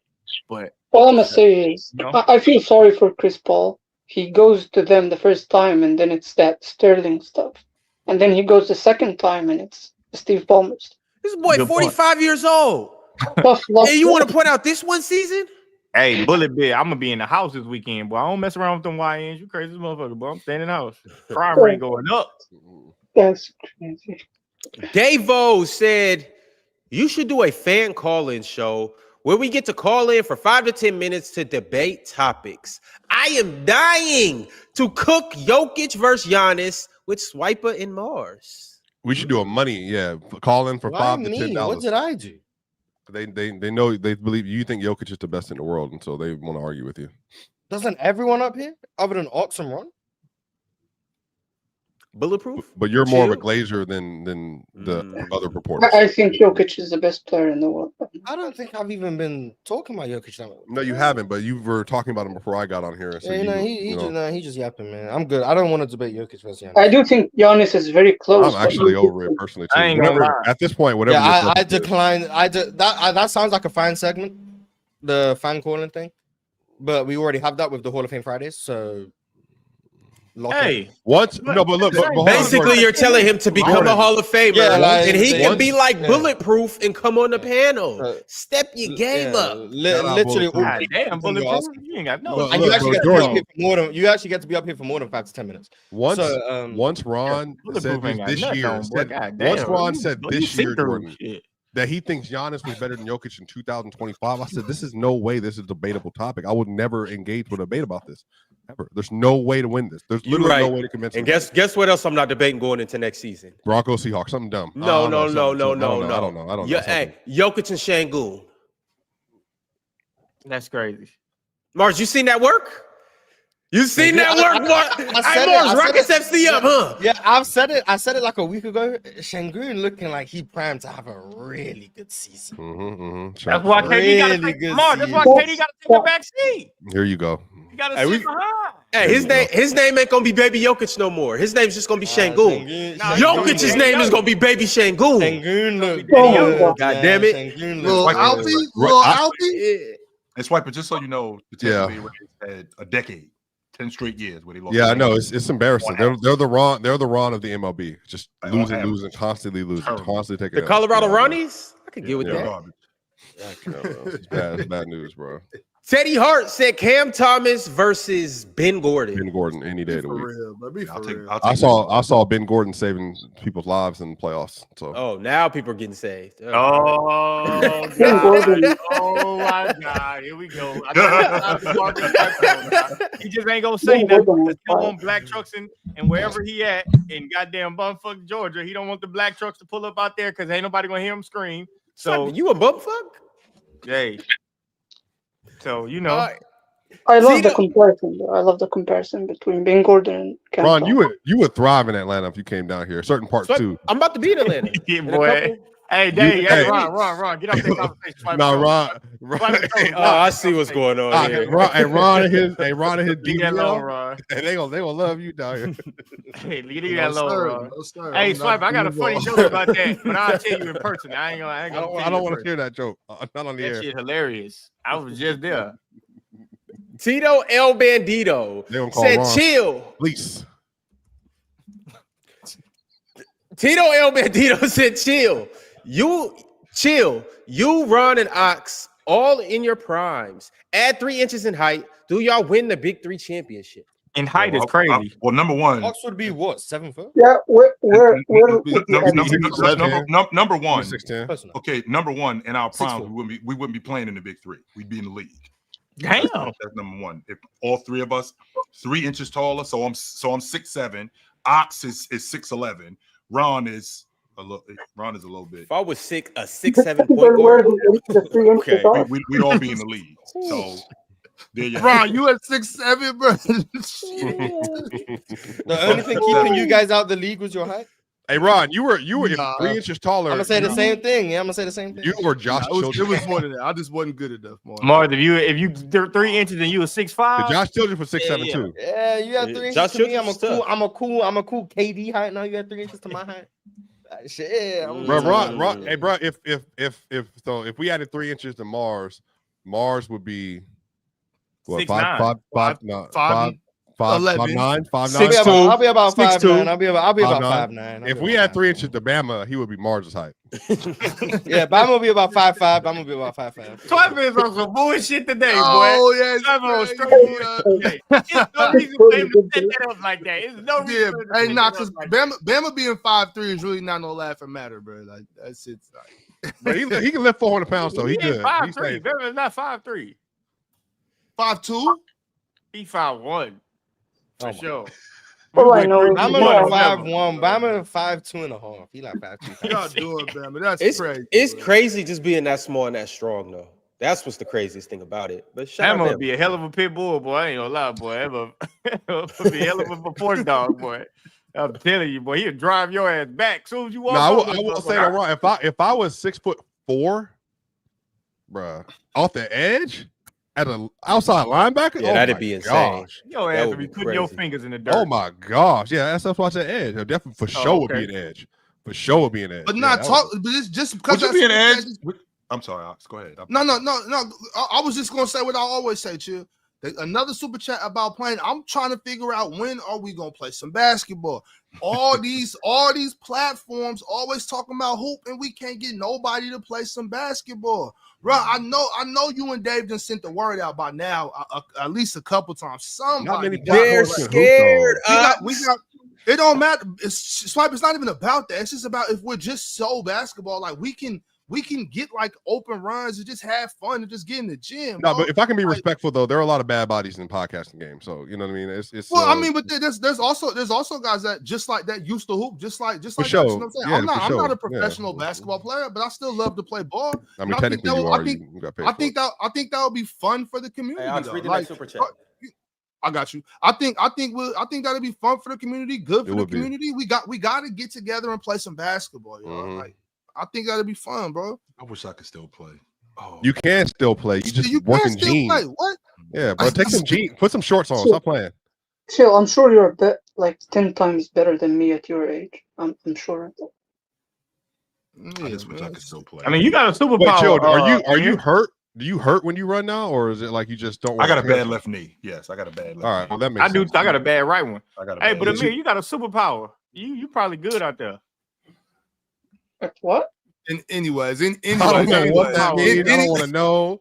I don't want to know. Anyways, I don't wanna know. all I'm saying though, like it's I'll never be as good as I was, but I can still play ball. You know what I'm saying? So and I just like the hoop. You know what I'm saying? That's all. And I just Jordan, want the hold on. community to Jordan get needs to together. That's all. apologize to a certain community before we keep going. Can you please apologize to the Short Kings, please? Because that was a nasty. No, segment. that's the fact because that was that was crazy. a at you, nasty Jordan. segment. That was We'll a never nasty get no segment. apology from me, little man.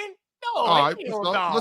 let's keep going then because I do got to. Speaking of, I do got to go to the gym. I got some hand cleans to do today, Swiper. You know I'm what Are I'm you saying? doing hand cleans for real? I'm in the gym too. Yeah, I'm I don't hey, play. That's kind of for you. Kind of tall for hand cleans though, bro. I do That's hand okay. cleans But too. no, see, That's a like in full body high school, workout, we used to have to do like all the Olympic workouts. So I'm not to do all that hand cleans, cleaning drugs. I do all that type of shit. Bro. I'll be in there. You got in that wrong. I was about to go. What you got? Yeah, but Ox, they are scared to play us. We've called them all out from Gil's Arena to the Paul George podcast. Everybody. I know Paul George podcast. Oh, Yeah, I didn't do that. Hey, I didn't do that. I'm saying, hey, I'm saying this. I did. Okay, but Ox, the point I'm trying to make is might be worse than than Paul George shit. the Hey, we point can I'm beat trying to Jeff make Teague for sure, though. We can is beat that it- podcast for sure. that 502 as We well. got Shaq. Jordan Beat Hill. three. Shaq and Jeff. That's cool. Yeah, we cheating with Shaq. Everybody else on that show, I'm good. I'm living. We got Shaq and Dale. We good. We can play against anybody. LeBron has a podcast too. You can challenge him. No, hell no. We ain't LeBron and rocking Steve with Nash that. will work. You, Bro. hey, That would send be. him the hell around. He tripping. Yeah, it's over with. It's over with. We ain't fucking with Brian. Hey, Yeah, Brian no, and no. Steve Nash, Yes, bro, you that would are, be- Jordan. We play against Bron. Guess who guarded him? Why not? Hell He's no. scared, Yeah, right? Bro's scared. You talk, hey, Bro's talking all scared. that shit. You got to guard him. That's cool. You know Hey, how I'm gonna get Bron? 7 p.m. in Brooklyn too will be too much. That's OD. They got Shump. Hey, They y'all. got Joe and Hey, Melo. we play against the Mind the Game podcast. Halfway through the first quarter, Chill going to play for the other team. Yeah, Nah, I can see LeBron Gil gonna selling quit, us right? out. LeBron gonna quit because he's Nah, gonna be scared but- at the moment. But Yep, nah, Bron I gonna quit. told you, Ron, He gonna overwhelm them. Are you gonna play 2-7? Is it gonna be 2-6? No, we could play. However, we could run 3s, 4s, 5s. Now, but on top of that, though, even podcasts that only got like 3 or 4 people, Speaking of running, call a friend. All right, Later, bro. I'm fellas. about to be All out right, too. chill. yes, You sir. can phone. You can. Nah, you can always don't you phone go a friend. nowhere. You stand gotta with be. the Short Kings. No, I You gotta could go always, work out. you I could always do. phone a friend if you only I'll got go 3 go people work on out your too. pod. You know what I'm do. saying? Good, Mars. Push Hey, up. I'm locked in, For sure, Swiper. I I'm need in to, the yeah. gym today. You see You my still, muscles? you still ain't Yeah, got a bro, workout in I today, seen you. Swiper? Here it is. Almost 3 o'clock over there. What happened? It's 2:00. What are you talking about? What? Oh, I said almost 3 o'clock. And you ain't I got a work out workout in in yet? I work out in the middle of the day, every single day. You Nobody's in see there. me though. I'm on there. I'm on the way. You gonna be surprised you see me. Nah, bro, you gonna be where I was when I was like, yeah, bro. You Yeah. finna do some bullshit. That's I what wasn't I'm gonna say that crazy. What you talking about? saying. EO bullshit. You better be saying I'm gonna be where you was when you was 25, when you was in your prime. Hey, but not if you are in the chat, y'all need to go to all the other podcasts, go into their chats, Yeah, and go just onto their Twitters, yep, go PC. onto their YouTubes, Yep. go onto all theirs, and tag us in their stuff, or tag them in our stuff as well, and just say, yo, line it up. So Swiper just leave work to work out, and I have breaks in my day for shows. That's the only way I get this done. I got show stuff at the night. It's the only way to make it work. You ain't gotta explain yourself to the Short Yeah, Kings. it's crazy, bro. Explain Like, But now I do got because I gotta go pick up my kids at 2. So Yeah. I'm not, Jungla, the hunter, said, Mars, if I remember correctly, wasn't LeBron's statement on the rings being a team achievement versus when he said 2016 made him the GOAT almost 7 years apart? Is it possible he changed his mind? Yes, if he changes his mind, he changes his mind. Then Logical with LeBron. Yeah. Logical Right. LeBron. Then I Let's wanna- just call him that. Logical LeBron. Or LeBron's logic. I do remember him saying stuff like that back then too. I mean, about Dondre, ring, not mattress. That's all. Go on. Dondre J said, how can one man save another in a team sport? Easy. Huh? Move on. Easy. Move on. We saw it with our own 2 eyes. There's no need to. They said all year Aaron Gordon saved Jokic. So I mean, we've seen it in relative terms this year. You So. know, it's logical LeBron or LeBron's logic. Either way you want to slice it. shit, You Gary know what Trent I'm was saying? on his way to saving the Bucks before he sabotaged He them sure again. did save Giannis, and then what was the out of bounds? The dribble or Yeah, pass? that loss. He was saving them until he lost them the game. But for a little while, he was saving them. Biggie's shoe size. So one Say- player can save you or one player can lose you the game? Of course. That's what we're Can saying? absolutely lose you a game. Shout out J.R. Remember what Smith. Benedict Mathurin Damn, did bro. in the finals? Remember what Benedict Mathurin did in the finals at that last minute? Yeah. Yeah, that was Bro, tough. they literally That's in how you lose a baseball team again. have saves. They literally in baseball have saves. That's a team sport. That's the best part of baseball too. When they come out with that You music. better Yep. come with your logic. Like they literally have when you win it, they call it a save. Matter of fact, that's what we need. Every time Giannis have a bad moment, here come Ron. And when I do that, you pull your shorts up and start dancing with your thigh meat. Thigh meat Ron, is you really crazy. like my legs, don't you? I'm saying, like, you know, Thigh that a meat lot. is crazy. Once a week, Ron talks about my legs. Once a I'm week. just saying, they are just there on social media. Like, Hey, Ron, let me just I ask be you this. real scrolling quick. and all I see is Ron, let me ask you this: Whoa. Can you fill out 32 pants yet, or are you still on 24? Where you at? I don't use measurements. I wear custom tailored pants, Swiper. So you use measurements to make custom tailored pants. Hey, 32 don't- pins. Why so specific? Why so specific? Swiping. Why 32? Well, 32 is about where like an average, well, respectively in America, 36 is about average male, but like Ron is very petite, so like 24 is typically I feel like we're the area that he would be somewhere around there, 24, 26. 24 is crazy. I know grown man in no 24 swapping. Are you kidding me? hey, somebody just said 32 to 34 is a big jump. That's a fact. Maybe Well, I remember maybe going in the 32 to 6th 34 to grade. 36, boy. Well, cause Jordan, what are you? Probably at 36 now, boy. I'm busting out them G's, boy. I'll tell you, boy. I'm busting out them motherfuckers, boy. Hey, that was one of the saddest days of my life trying to put in some G's I used to get in. Boy, I'm like, man, hell nah, I can't do it. I don't even wear tight clothes no more. Hey, Jordan, you know how Ron Little? Because when Ron, when somebody called him, he got to go get dressed. He said, "Let me go throw something on real quick." Hey, Nims knows ball. I can't do it no more, Swipe. I'm out. When I was Nims 34 to knows 36, that shit changed my life, Swipe. I quit wearing tight clothes. Ah, shit. Mars, that shit wasn't funny, huh? Hey, Ron, say it real quick. I gotta go throw something on real quick. Nims knows ball. So, what do you guys think about Jalen Carter? What y'all think about Jalen Carter? Bro, Ron, did you watch the opening play? I don't know. Were you on playback at that point? What you think about Jalen Carter? Oh, shout out to Jalen Carter, man. Bring him back. Free Jalen. Nah, not that Jalen. Nah, for real. He's spitting on people. What you mean bring him back? Oh, that Jalen Carter. Yeah, that was crazy. Oh, I don't know that. Hey, matter of fact, Agent Jordan, Agent 03 got it. Ron, you the one that called in on Jeff Teague's show and said you was wearing a jersey with no pants on. Hey, that shit is hilarious though. He said, "I'm on the bed right now with your jersey." No pants on. That shit is hilarious. Hey, Jeff T was mad as hell too. He said, "You better be a woman." Kundril sent through a members chat and said, "Ron, they are playing dumb. You were right, Kundril. I don't think they were playing. Russ. Yeah, I don't think they were playing, Kundril. You were right about Russ. You're right. Russ is overqualified for the only job he can get, bro. It's just really simple as that. I don't think. I mean, there are 15 spots in every roster. Facts. Yeah, but that I mean, doesn't is mean there there's really 15 though? Is there available really? spots. You know, Yeah, what that I'm saying? doesn't It's mean like, there's 15 available spots. even NBA if is a they're not weird league, available, 15 roster spots doesn't mean there's 15 spots. You know what I'm saying? Like them last 6 dudes, they not. You know what I'm I saying? get Like, he's not a bench warmer, but he is better than a lot of rotation players in the league. If the NBA was just about the best 450, the league would look very different. Mm-hmm. way different. Oh, it's not. 100%. Way Yeah. different. And that's something I've been trying to say for years, but on Twitter I've been trying to say it for months, and I keep hearing people tell me that no, I'm wrong.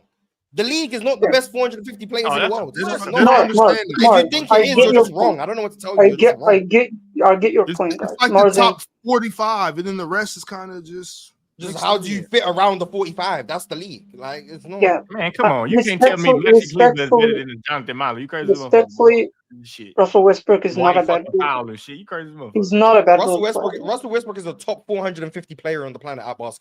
No, I'm not. That's not what I mean. He is a good role player. That's what I mean. He's not a bad role player.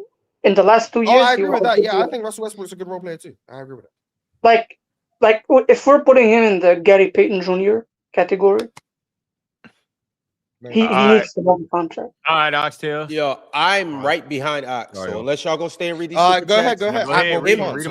MTHJ 301 said, "My Warriors are getting Al Horford and Ben Simmons, just waiting on Kuminga negotiation." Bro, you're gonna be waiting all year, bro. I'm not gonna lie to you. You'll be waiting all year. MP13 said Braun would have mud stomped against the Rockets. Got mud stomps. Yeah, that Cavs team would have got fried. Andre J became a YouTube member. 1K David became a YouTube member. You sure his name not Junior, DeAndre? The Hunter. I said DeAndre. It's probably DeAndre. It's DeAndre until he says otherwise. Shout out to Kid DeAndre. And Junior the Hunter also became a YouTube member. Trayvon Ray said, looking at the playback last night, if most stars simply mastered the basics, what would y'all consider advanced?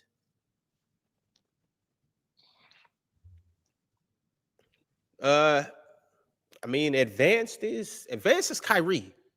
Advanced is Bron. Advanced is Kobe. Like advanced is just when you got the basics and you could do other shit on top of that. Advanced is Paul Pierce. Paul Pierce was advanced. Facts. He could get even more advanced, but that's another conversation for another day. Nims Knows Ball said Jalen Williams is the most versatile defender in the league. I can't believe y'all really stuck on NBA right now. We got NFL coming up. Talk about versatility in the It's a basketball NFL. podcast. Derwin James. Derwin James, most versatile DB in the league. Let's talk about that. Mars, you ain't got no football team this year? You No. join the Titans. You accept with the Titans. Mars, just come up here to the Northwest. We looking for fans with the Titans. So we looking for fans. It's crazy. Yeah, you can slide with us, Mars. I get you a Titans jersey. All right, Cam y'all. Ward. It has been a hell of a show. Make sure to download the Splash Sports app. The link is in the description. Make your picks. Compete against fans, not against the house, in the 50K Survivor. We will see you guys there on Sunday. You have until Sunday to sign up, so make sure you get over there and sign up before the games start. I believe it is 10 p.m. Eastern, or 10 a.m. Eastern is the last moment that you can sign up. So go do that. We'll catch y'all on Monday or tomorrow on Chill with Chill or Sunday morning on the Press Box. We out. Merry Christmas.